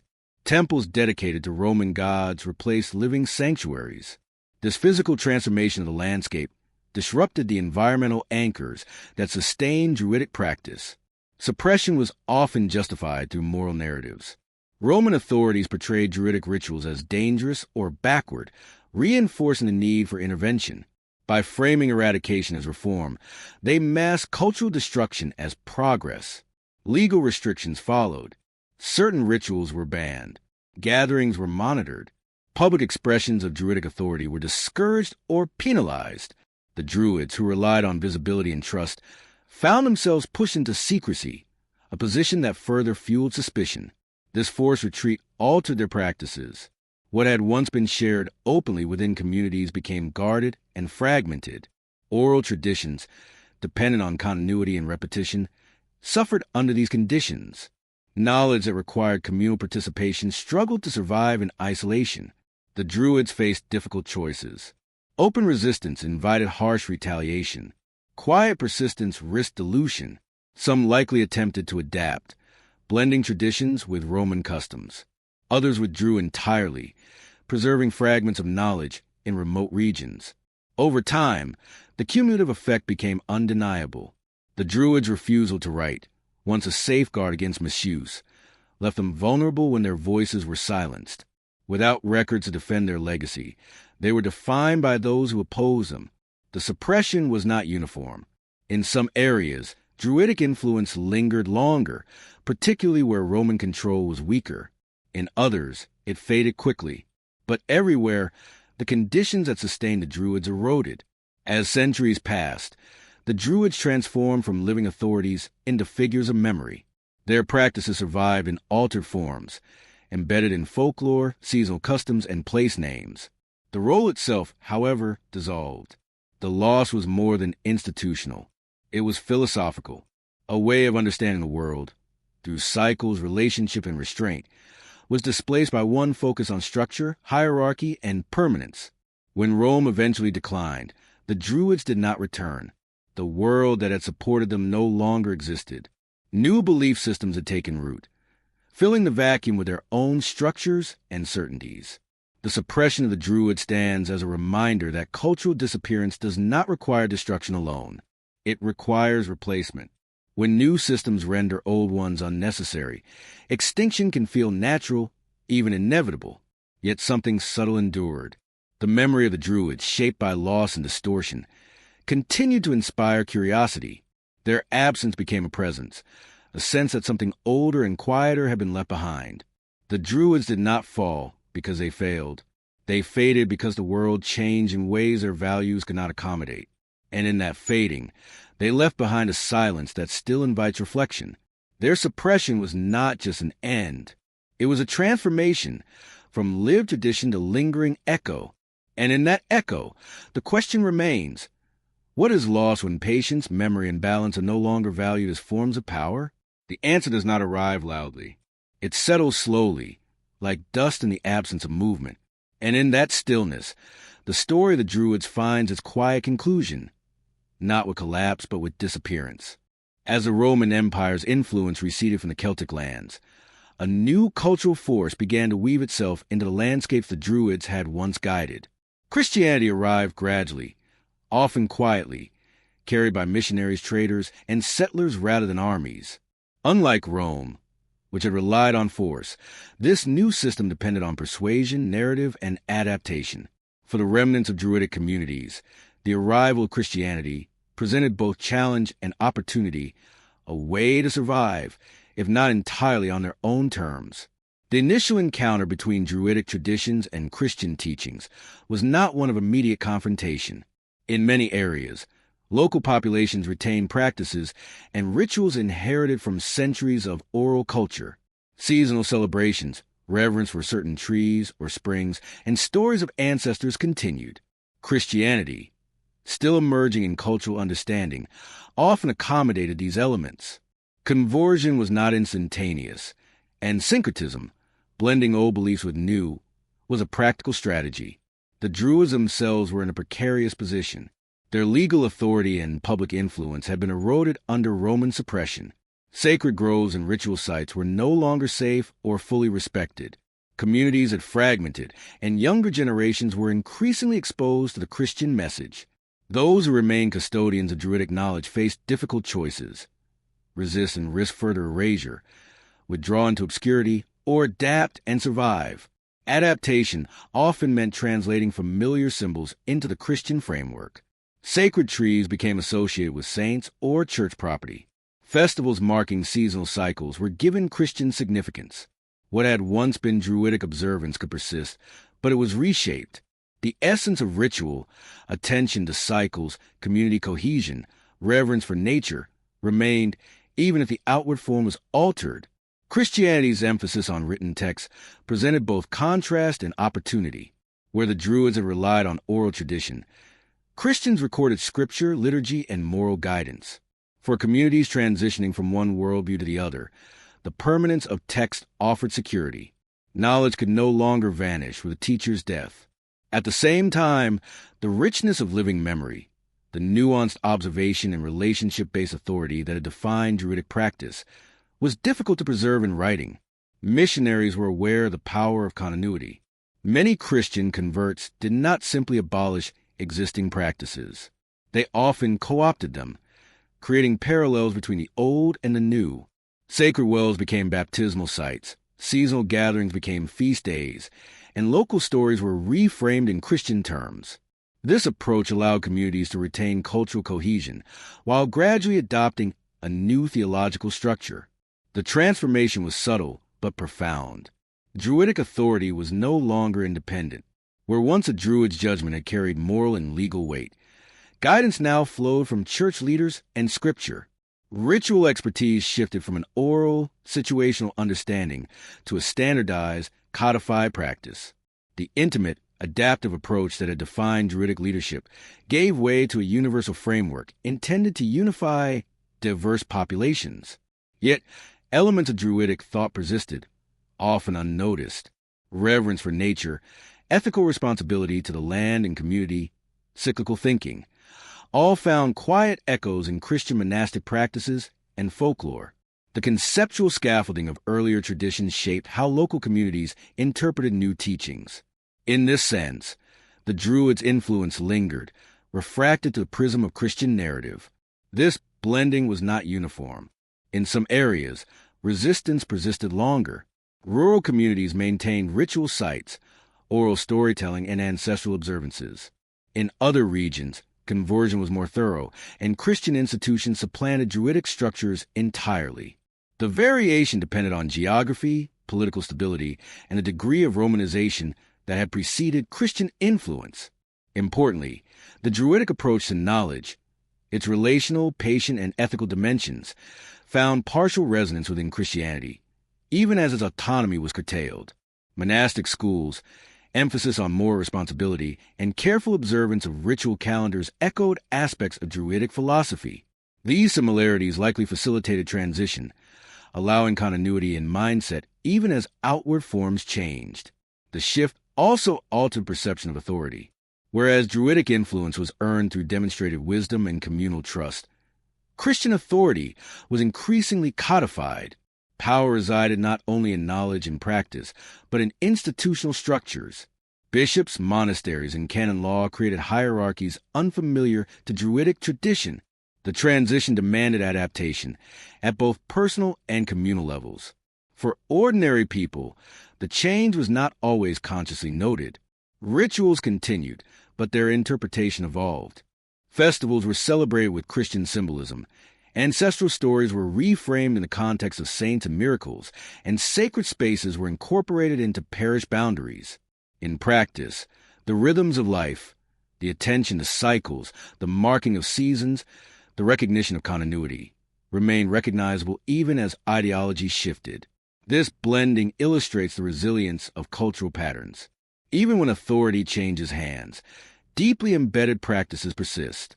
The Druidic worldview did not vanish. It was absorbed, transformed, and integrated into a new framework that promised permanence and stability in a world still recovering from centuries of Roman control. Yet the transformation carried costs. The relational, adaptive knowledge that had characterized Druidic practice became less central. Nuance was reduced to doctrine. Flexibility gave way to codification. The living, breathing connection between observer and environment, so essential to Druidic philosophy, was increasingly mediated through institutional interpretation. Over time, these changes crystallized. Christianity provided a framework that survived the upheavals of the early medieval period. Monastic scholarship preserved texts, ritual calendars standardized observances, and moral instruction became formalized. The Druids, once integral to daily life, became increasingly absent as public figures, remembered only faintly in stories and place names. And yet, even in absence, the influence of Druidic thought can be discerned. Reverence for the land, ethical attentiveness, and importance of cyclical understanding continued to shape communal practices. These legacies were subtle, diffuse, and often unrecognized, but they demonstrate that disappearance does not equate to total erasure. In examining this period, it becomes clear that transformation is rarely abrupt or violent. Cultural shifts often occur through adaptation, negotiation, and integration. The Druids' worldview did not vanish. It was refracted through Christianity, preserving its essence in altered forms. What was lost was autonomy and immediacy. What persisted was pattern, rhythm, and reverence for the continuity of life. The quiet transformation of the Druids under Christian influence reflect a broader truth about human societies. Beliefs and practices survive most reliably when they can adapt. The Druids themselves, though constrained, contributed to the endurance of ideas that might otherwise have disappeared. Their ethics, attentiveness, and cyclical awareness found new expression, ensuring that even as their authority faded, their worldview left a subtle but lasting imprint.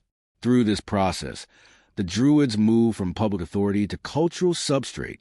They were no longer judges or advisors, but the patterns embedded in stories, seasonal observances, and collective memory. Their knowledge became encoded in ways that could survive long after practitioners themselves had disappeared. And in that survival, one can see the paradox of cultural endurance. The Druids, who had resisted written record, found their essence preserved not in direct transmission, but through adaptation and absorption. Their influence endured quietly, shaping communities in ways invisible yet enduring, a testament to the resilience of ideas that understand cycles, balance, and the continuity of life itself. As the centuries passed, the Druids began to fade from history not through violent annihilation, but through the gradual transformation of the world around them.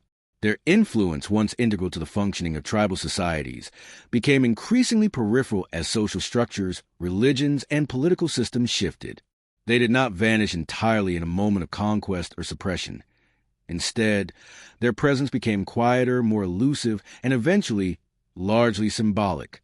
What remained of them was a delicate interplay between memory, myth, and imagination. The loss of the Druids as a visible force was tied to multiple, intersecting pressures. Roman suppression had weakened their authority, fragmenting communities that had once relied on Druidic guidance for legal, spiritual, and educational needs. Christianity, spreading slowly across the same territories, introduced new frameworks for understanding the cosmos, morality, and ritual practice. In a society increasingly dominated by institutionalized religion and centralized authority, the Druidic model of influence, rooted in oral transmission, personal observation, and cyclical awareness, was no longer sustainable in its traditional form. And yet, the Druids did not disappear entirely. They survived quietly, in places where new structures of power were either slow to penetrate or deliberately avoided. Remote forests, mist-covered hills, and hidden springs continued to serve as gathering spaces for those who maintained older practices. In these locations, rituals persisted, stories were told, and knowledge was passed down through intimate, tightly controlled networks. The Druid survival strategy relied on invisibility, discretion, and adaptability, allowing their traditions to endure even as public recognition faded. Over time, as the memory of their direct influence waned, the Druids began to occupy a different space in collective imagination. They became figures of legend rather than living authorities. Their deeds, teachings, and rituals were recalled through stories and folklore, often exaggerated, transformed, or simplified. This transition was not unique to the Druids. Many cultures experience a similar shift when oral traditions confront the permanence of written history. What had been dynamic, participatory, and nuanced became symbolic, fixed in imagination rather than practice in reality. The process of mythologization served multiple purposes. For communities, these stories preserve fragments of cultural memory, connecting new generations to a past that had otherwise been destabilized by conquest and religious change. Legends provided continuity, a sense of identity anchored in something older than immediate experience. At the same time, myth-making allowed societies to reinterpret the Druids in ways that aligned with evolving social and spiritual values. Their image could be reshaped to fit moral lessons, narrative needs, or cultural ideals, transforming historical actors into archetypes of wisdom, mystery, or otherworldliness. One consequence of this mythologization was a blending of Druidic memory with other elements of folklore. Tales of shape-shifting, prophecy, and hidden knowledge, whether originating in Druidic practice or elsewhere, were often attributed to them. Seasonal rituals, formerly understood through careful observation of nature, became associated with magical or mystical significance, even when their practical origins were agricultural or astronomical. Over time, the Druids' image became less about specific people or practices and more about the broader idea of ancient wisdom, hidden knowledge, and communion with the natural and supernatural worlds. This transformation also introduced distortion. Roman accounts, written from perspective of fear, misunderstanding, and admiration, heavily influenced the emerging mythology. Reports of sacrifices, secret rites, and mystical powers were repeated and embellished, often blending with later imaginative storytelling. The Druids, once grounded in real-world observation and communal responsibility, increasingly became enigmatic symbols, a combination of fact, rumor, and legend. For centuries afterward, they occupied a liminal space between history and fantasy, understood through the lens of imagination more than documentation. Despite these distortions, the persistence of Druidic memory demonstrates a remarkable cultural resilience. Even when institutional authority was removed, even when their traditional communities were absorbed into new political and religious systems, their legacy survived in subtle ways. Seasonal celebrations, ethical principles, and narrative structures retained echoes of Druidic thought, even if their origins were obscured. Practices that emphasize attention to cycles, respect for the natural world, and moral responsibility did not vanish entirely. They were absorbed, refracted, and adapted to fit new frameworks. The transition from living presence to legend was gradual. It was not marked by fanfare or clear demarcation. Instead, it unfolded in generations, each observing the world slightly differently, each interpreting old stories and practices according to current needs. The Druid silence, once a deliberate safeguard for knowledge, became both a shield and a barrier. Without written records, the details of their teachings were increasingly mediated by hearsay, interpretation, and imagination. The historical Druids became inseparable from their legendary counterparts in the cultural consciousness. This shift also reflects the nature of oral culture itself. Knowledge that exists primarily in memory is both resilient and fragile. It adapts quickly, surviving by bending to circumstance, but it is also vulnerable to disruption. When societal structures change and transmission is interrupted, knowledge can transform, leaving behind only traces of its original form. The Druids exemplify this dynamic. Their practical, philosophical, and ethical insights persisted, but often without the precise contours they once held. Over centuries, the Druidic legacy inspired a fascination that transcended regional or temporal boundaries. Medieval writers, poets, and chroniclers often invoked the Druids as symbols of ancient wisdom, connecting the past to contemporary ideas of morality, governance, and magic. They were romanticized as custodians of lost knowledge, bridging the natural and supernatural, the visible and invisible. These portrayals, while historically unreliable, ensure that the Druids remain present in collective imagination long after their disappearance as social actors. In some ways, the fading of the Druids into legend amplified their cultural power. As public figures, their authority had been limited to those who recognized it within their communities. As legendary figures, their influence expanded through imagination, storytelling, and symbolic representation. They became a measure against which later societies could understand the past, a mirror reflecting human curiosity about wisdom, mystery, and the unseen order of the world. Yet this transformation was bittersweet. The subtleties of Druidic life, the careful observation, the relational authority, the ethical grounding in cycles and nature, were often lost or simplified in legend. Practical knowledge of law, astronomy, and medicine that had been preserved orally became almost entirely inaccessible. What survived was the idea of the Druids more than reality, the archetype more than the practitioners. Even so, the endurance of these archetypes speaks to the underlying strength of Druidic culture. While they could not withstand the pressures of empires, religious transformation, and the passage of time in their original form, their philosophical and symbolic essence continue to shape cultural imagination. The Druids' legacy is thus twofold: the historical reality, now largely reconstructed from fragments, and the mythic presence, continuously reshaped and reinterpreted, yet always recognizable as a reflection of their original principles. By the end of this transformation, the Druids had shifted from living leaders embedded in communities to cultural touchstones whose presence was more felt than observed. They had become the quiet, persistent thread connecting memory to imagination, fact to folklore, and observation to ethical reflection. In the absence of written records, in the silence they had once deliberately cultivated, they left behind an enduring presence, a sense of continuity and wisdom that outlived the structures that had once sustained them. In this way, the fading of the Druids illustrates a profound truth about human culture. Influence does not depend solely on visibility or authority. Ideas, patterns, and ethical principles can endure even when the people who created them are no longer present. The Druids' disappearance as public figures was not the end of their story. It was a transition from tangible practice to enduring memory, from historical reality to symbolic resonance, ensuring that their presence, though transformed, would continue to ripple through generations, long after the forests and groves that nurtured them had grown quiet. During the medieval period, the memory of the Druids underwent profound transformation, moving further from historical reality into the realm of legend and romanticized imagination.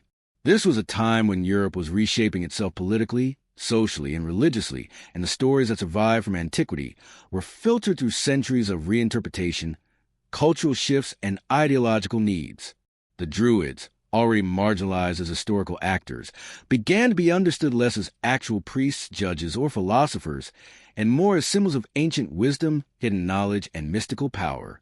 In the process, their image was not only preserved but magnified, taking on characteristics that often bore little resemblance to their original practices. Medieval writers approached the Druids through layers of accumulated assumptions, combining Roman accounts, Celtic oral memory, and their own imaginative interpretations. Roman descriptions, which often emphasized secrecy, ritual, and supposed barbarity, had already distorted the Druids' image. These accounts, preserved in manuscripts and chronicles, became the foundation for medieval thought about them. Yet because medieval authors lacked direct access to living Druidic practice, they freely elaborated on these reports, blending them with folklore, Christian morality, and popular superstitions. The result was an archetype that could serve multiple purposes: moral exemplar, mystical authority, or cautionary figure. One key factor in this transformation was the medieval fascination with the other, the unknown, and the ancient. The Druids represented all three. They were associated with a pre-Christian, pre-Roman world that had largely vanished. Their rituals, supposedly mysterious and arcane, embodied a form of knowledge inaccessible to ordinary people. In an era where learning was increasingly controlled by monasteries and clergy, the idea of a class of wise, secretive individuals who retained deep understanding of nature, law, and the cosmos captured the imagination. Writers framed the Druids as the ultimate custodians of ancient knowledge, a role that both fascinated and intimidated. The blending of myth and history during this period further enhanced the Druids' legendary status. Celtic folklore, preserved in oral tradition and gradually recorded in manuscripts, such as the Mabinogion or Irish Annals, included stories of magical figures, shape-shifting, and prophetic abilities. Over time, these qualities were projected onto the Druids. The figure of the Druid became a repository for qualities admired in a culture that valued wisdom, foresight, and connection to the natural world. Tales of shape-shifting, whether manipulation or supernatural insight, were less about historical practice and more about conveying the Druid's symbolic potency. Christianization played a dual role in this evolution. On one hand, the Druids were often positioned as pre-Christian priests who had been supplanted by the Church, emphasizing the triumph of Christian order over pagan practice. On the other hand, the Church occasionally appropriated elements of Druidic lore to teach moral lessons or to link local traditions with Christian narratives. Sacred trees, springs, and groves became associated with saints or miracles, and seasonal festivals were reframed within the Christian calendar. In this sense, the Druids' mystical aura was partially absorbed and redirected, ensuring that their memory persisted in altered forms. Medieval Romanticism also played a crucial role in reshaping Druidic identity. As chivalric ideals developed, writers and poets began to imagine a past where wisdom, bravery, and moral authority were concentrated in individuals who existed outside conventional structures of power. Druids became emblematic of this archetype, solitary yet influential, connected in nature yet intellectually and spiritually powerful, and possessing a moral authority that transcended temporal hierarchy. They were imagined as counselors to kings, prophets of change, and keepers of secrets too profound for ordinary people to grasp. The fascination with the Druids in medieval thought was not limited to literature. It permeated the way people conceptualized history and the past. They were positioned as the missing link between the ancient, almost mythical world of the Celts and the present Christianized Europe. This made them versatile tools for storytelling. Chronicles and annals often placed Druids in narrative spaces, where they could symbolize continuity with the past, link distant eras, or embody the wisdom lost with the passing of a pre-Christian age.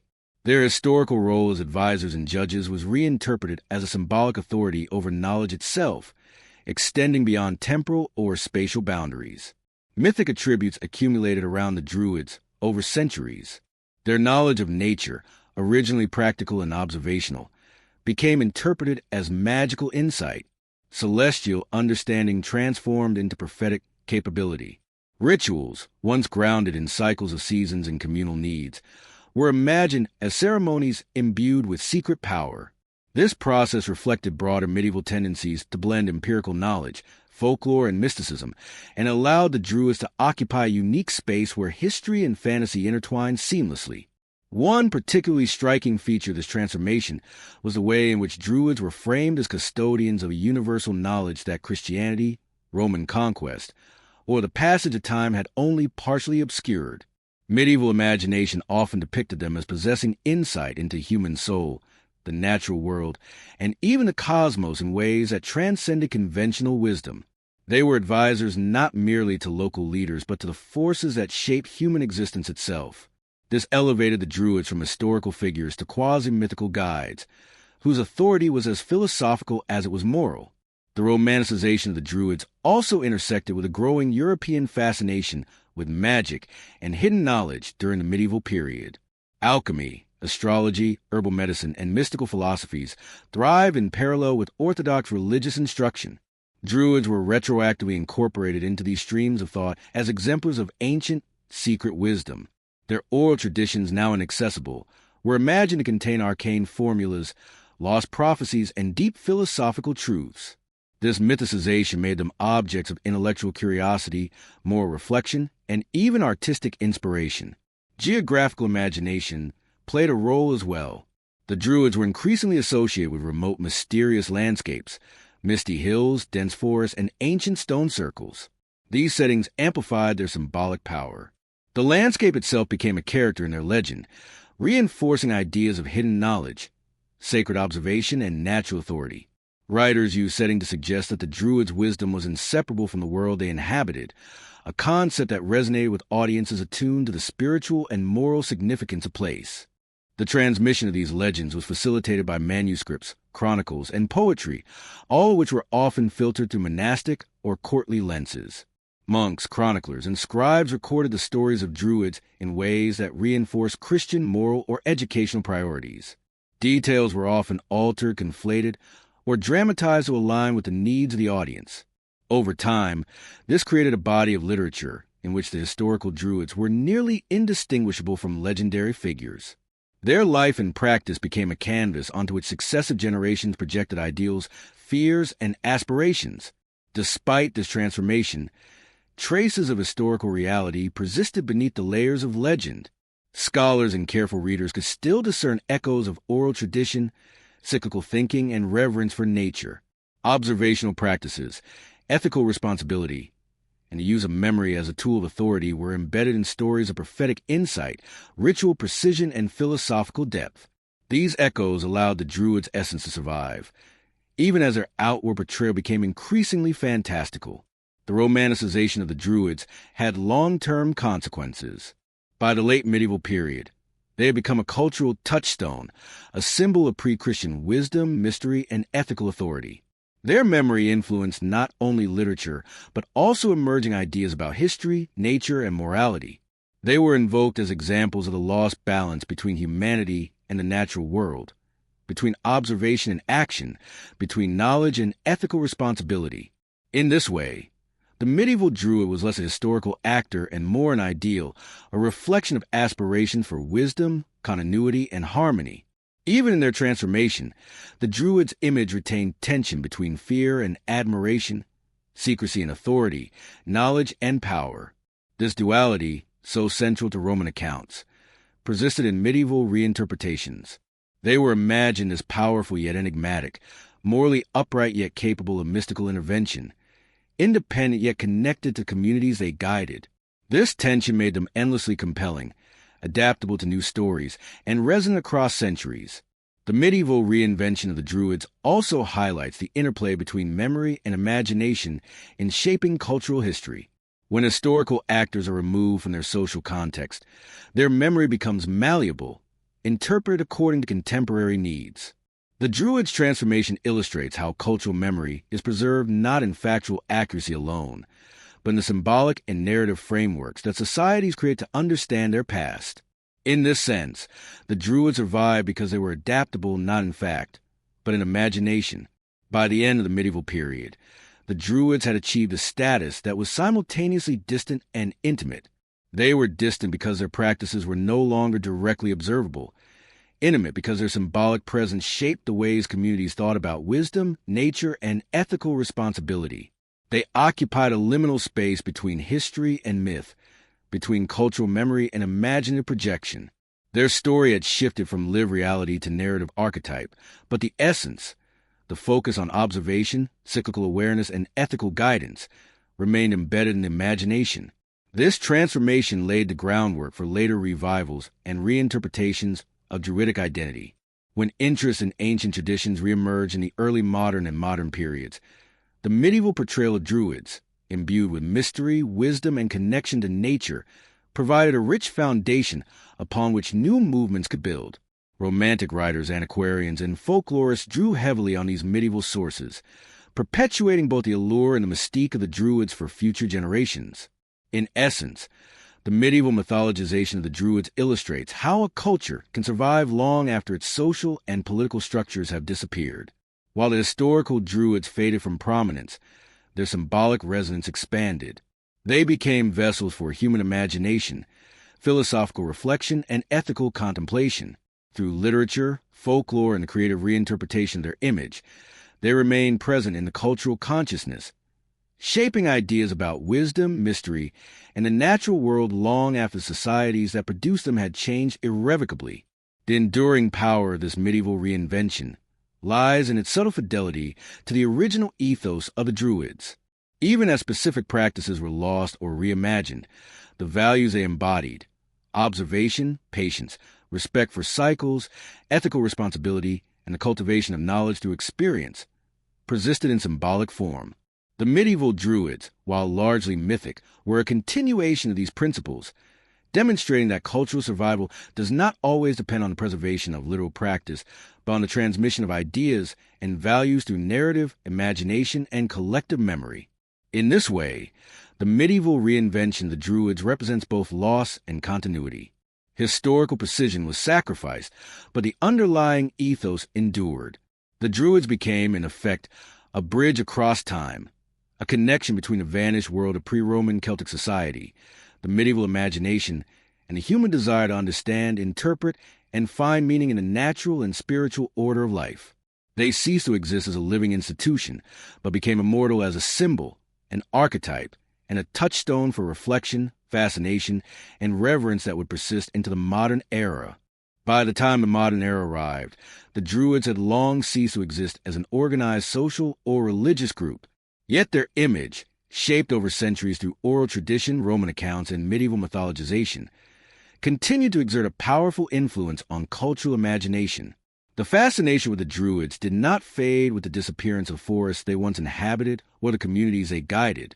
Instead, it experienced a revival, fueled by a combination of historical curiosity, romantic idealization, and a growing interest in ancient wisdom that seemed to speak directly to modern sensibilities.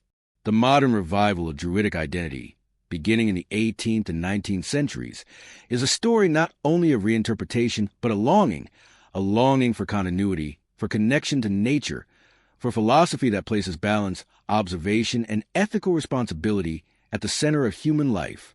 This revival emerged within the context of broader cultural movements. Romanticism, which celebrated the past, the natural world, and imagination, created fertile ground for the reemergence of interest in the Druids.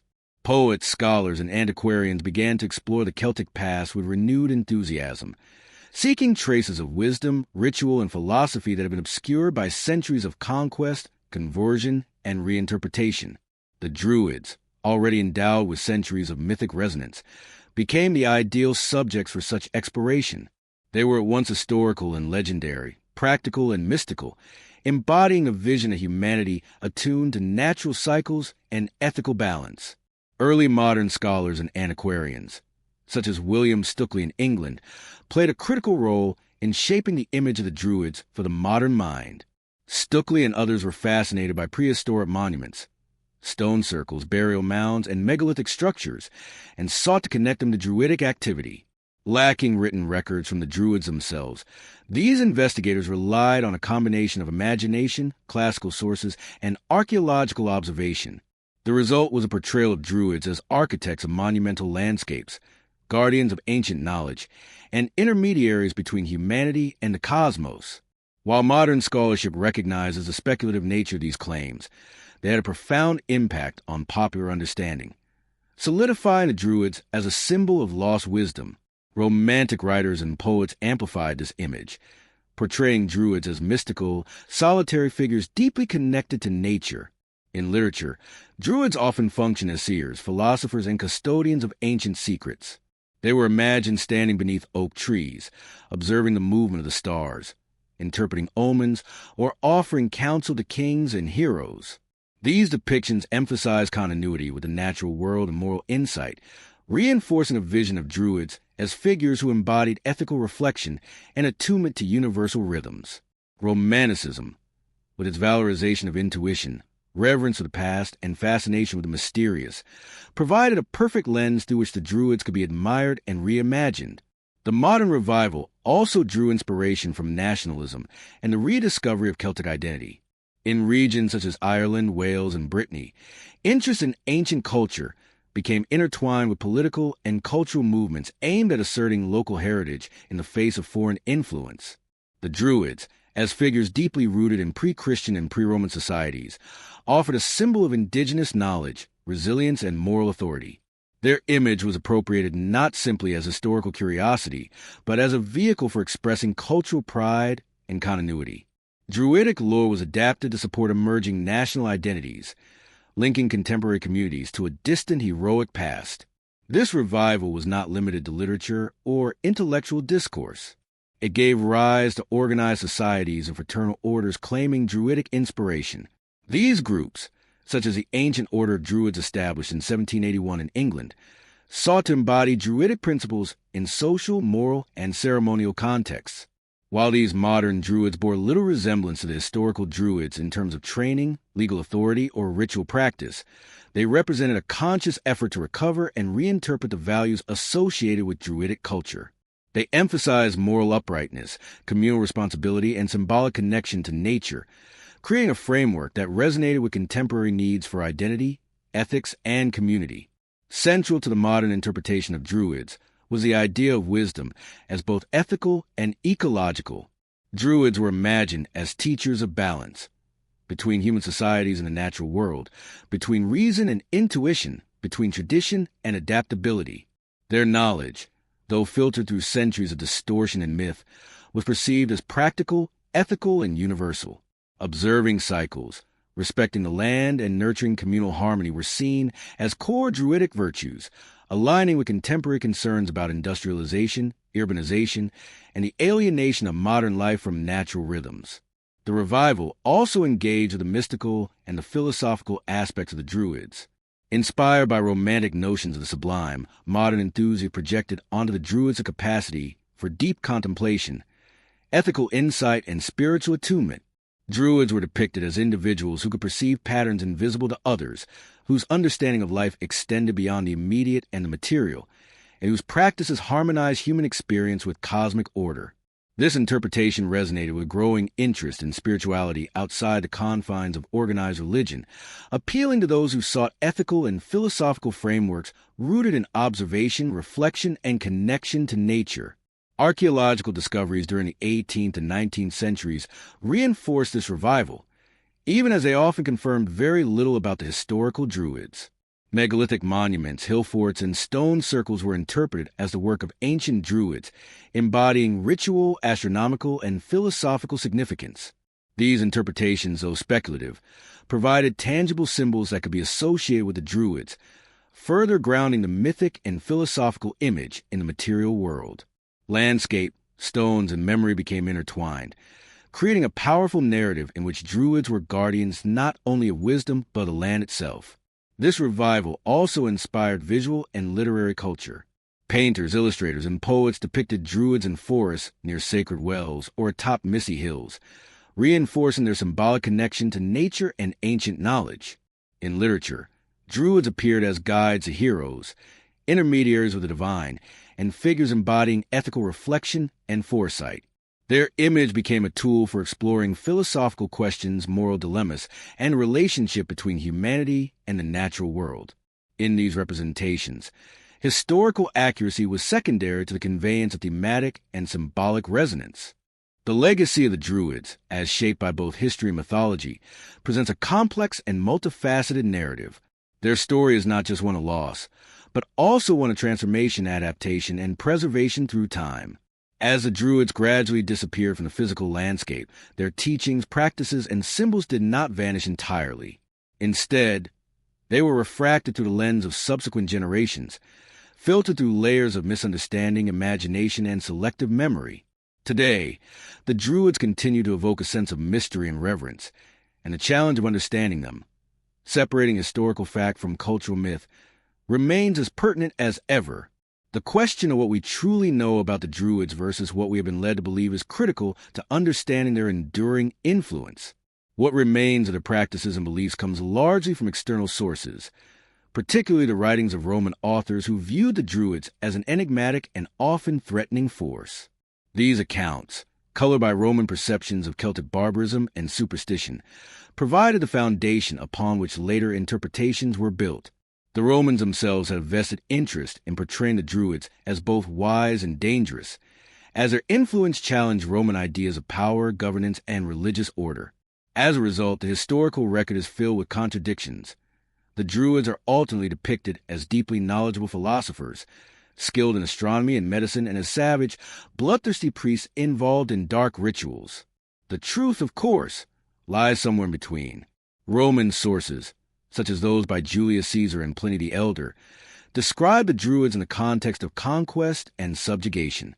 They were positioned as leaders of the Celtic tribes, capable of rallying people around a common cause. Caesar, in his Commentarii de Bello Gallico, describes the Druids as possessing immense authority in society, functioning as religious figures, judges, and educators. However, his depiction is not without bias, as he had a political agenda to justify the Roman conquest of Gaul.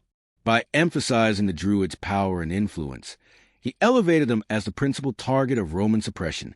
In his eyes, removing the Druids was essential not only to defeating the Celtic tribes, but to dismantling their worldview. In contrast, later Roman writers, such as Tacitus, present a more nuanced view. Tacitus, writing after the fall of the Druidic influence in Britain, recounts the story of the Roman suppression of the Druids in the 1st century AD, particularly the final destruction of the Druidic stronghold on the island of Anglesey, off the coast of Wales.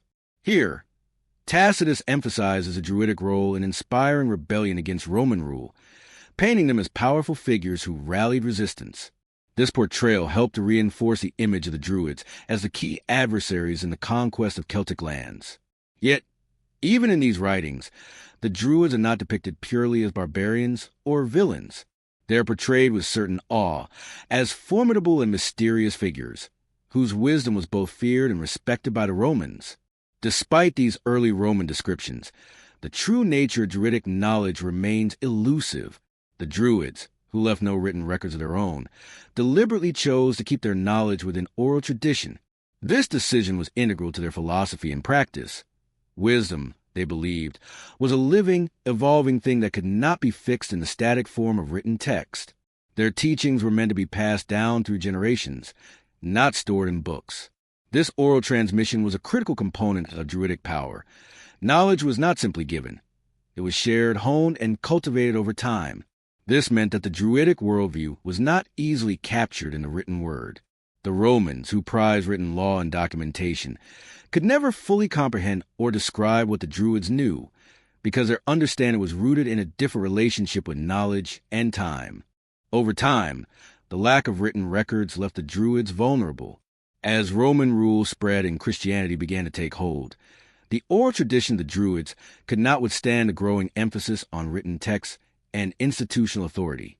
The Romans imposed their own laws, and the Christian church eventually supplanted the Druids as the central religious and moral authority in Celtic lands. The disappearance of the Druid from the political and religious landscape marked a shift in how knowledge was preserved and passed down. Where once knowledge was communal and transmitted through lived experience, it was now systematized, written down, and controlled by institutions. The Druids were not entirely erased, however. As their direct influence waned, their memory was preserved in folklore, myth, and legend. The Druidic figures of history, those who had once been revered as wise men and women, philosophers and judges, were transformed into mythical beings, steeped in mystery and connected to the magical and the supernatural. Over the centuries, the Druids became figures of romantic fascination, symbols of a lost pre-Christian world. They were imagined as guardians of ancient knowledge, as intermediaries between humanity and the divine, and as figures who stood at the threshold of wisdom and power. The medieval period, in particular, played a significant role in reshaping the legacy of the Druids. With the rise of Christianity in the post-Roman world, the Druids were largely portrayed as representatives of the old, pagan ways, symbolizing resistance to the spread of Christian doctrine. In the Christian worldview, the Druids were often depicted as enemies of the faith, pagan priests who practiced dark, ritualistic magic. This depiction was deeply influenced by the Christian need to suppress pre-Christian beliefs and consolidate power under the Church's authority. The Druids, in this context, were both a symbol of what had been conquered and a reminder of the forces that could challenge the authority of the Christian Church. At the same time, the Druids also became subjects of fascination and admiration. The Christianized world saw the Druids as figures of ancient wisdom, even as it demonized them. They were imagined as scholars who had knowledge of nature, astronomy, law, and philosophy, deeply in tune with the rhythms of the earth. This vision was perpetuated by poets, writers, and scholars who idealized the Druids as figures of mystery and profundity. They were portrayed as wise and solitary, removed from the material world, and deeply connected to the unseen forces of nature. The romanticization of the Druids began in the medieval period but reached its height during the Renaissance and the early modern period, when intellectual curiosity about the past, especially the pre-Christian past, was revived. In the 19th century, during the height of European Romanticism and nationalism, the Druids were reimagined again, this time as national heroes or spiritual forebears. In places like Britain and France, where Celtic traditions had once flourished, the Druids were cast as symbols of cultural and spiritual resistance to external domination. For the Celtic nations, especially Ireland, Wales, and Scotland, the Druids became a way of asserting national identity, an expression of pride in an ancient and independent culture that had been suppressed by both Roman and later Christian rule. The Druids, in this light, represented a connection to a lost and purer past, a time before colonial oppression and religious conversion.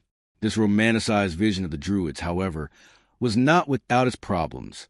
In their transformation into symbols of lost wisdom and ancient power, the Druids were often stripped of their real-world context. The complexities of their role in society, mediators of law, teachers, spiritual leaders, were overshadowed by the mysticism and magic that came to define their image. As the Druids became more mythologized, they were disconnected from the realities of their social and cultural roles. The Druids, whose historical existence was marked by secrecy, adaptation, and mystery, occupy a unique place in the collective memory of Europe. They were not a uniform group, but rather a diverse set of spiritual leaders, judges, and philosophers, deeply embedded in the social fabric of pre-Roman Celtic societies.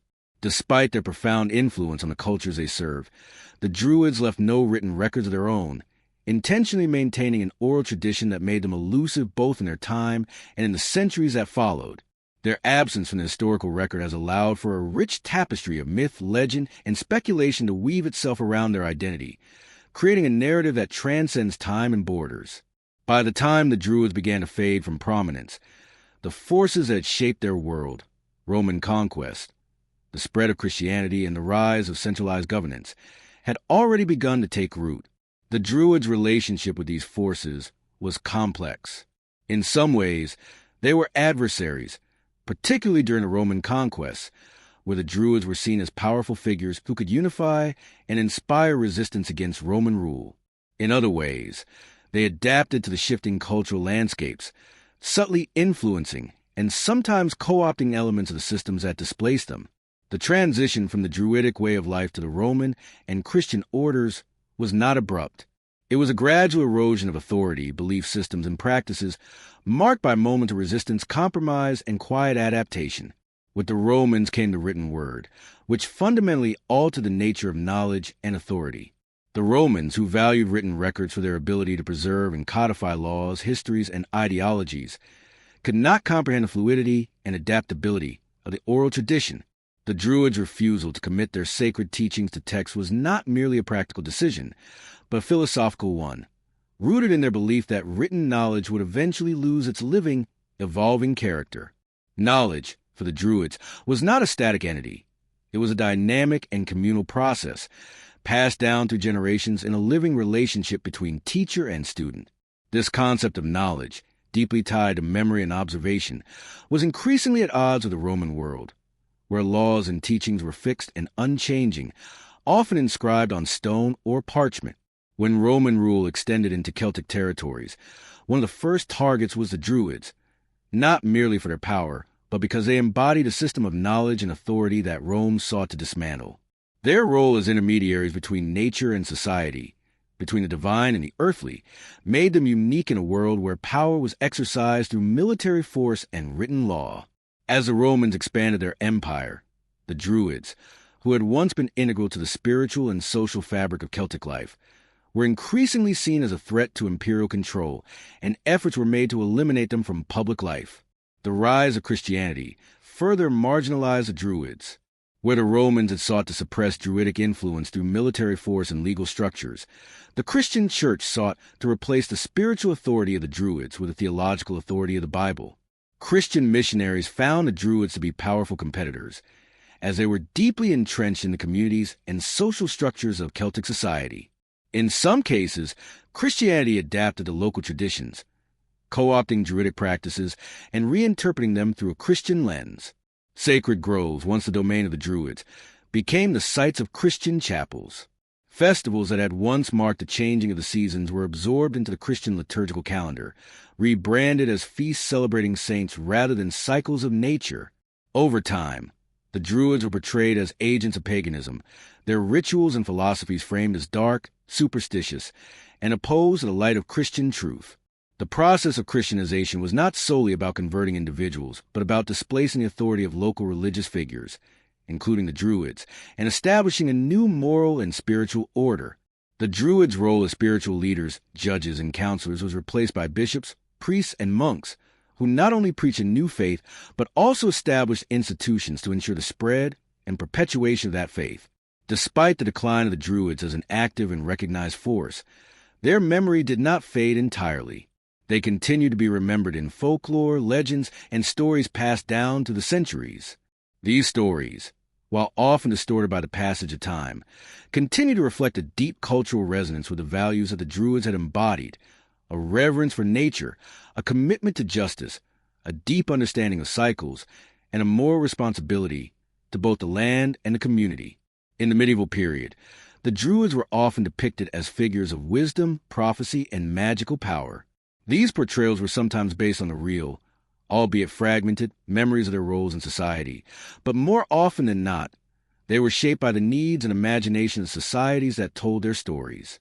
The Druids, in their transformation into mythical figures, became symbols of lost wisdom and knowledge, figures who held the key to understanding the mysteries of life and the universe. By the time of the Renaissance, the Druids had evolved into objects of fascination for scholars, antiquarians, and artists. During this period, there was a revival of interest in ancient civilizations, and the Druids, as the last vestiges of a pre-Christian and pre-Roman world, became a symbol of this lost knowledge. This renewed interest in the Druids was not limited to the academic world, but found its way into the popular imagination. They were reimagined as mystical sages, diviners, and philosophers who had possessed profound knowledge of the natural world and the heavens. Writers and artists of the period depicted them in a romantic light, drawing on the existing mythology while adding their own layers of mysticism and grandeur. The Druids' connection to nature, the stars, and the earth was emphasized, and they were portrayed as wise, solitary figures, deeply in tune with the forces of the universe. This romanticized image of the Druids continued into the 19th century, when the rise of nationalism and the Celtic revival further cemented their role as symbols of indigenous identity, ancient wisdom, and resistance to outside influences. During the 19th century, the Druids' image underwent another transformation, this time within the context of nationalistic movements in countries such as Britain, Ireland, and France. These movements sought to reclaim a cultural identity that had been suppressed or diluted by Roman and later Anglo-Saxon domination. In this context, the Druids were appropriated as symbols of resistance to foreign rule, as guardians of distinct cultural and spiritual heritage.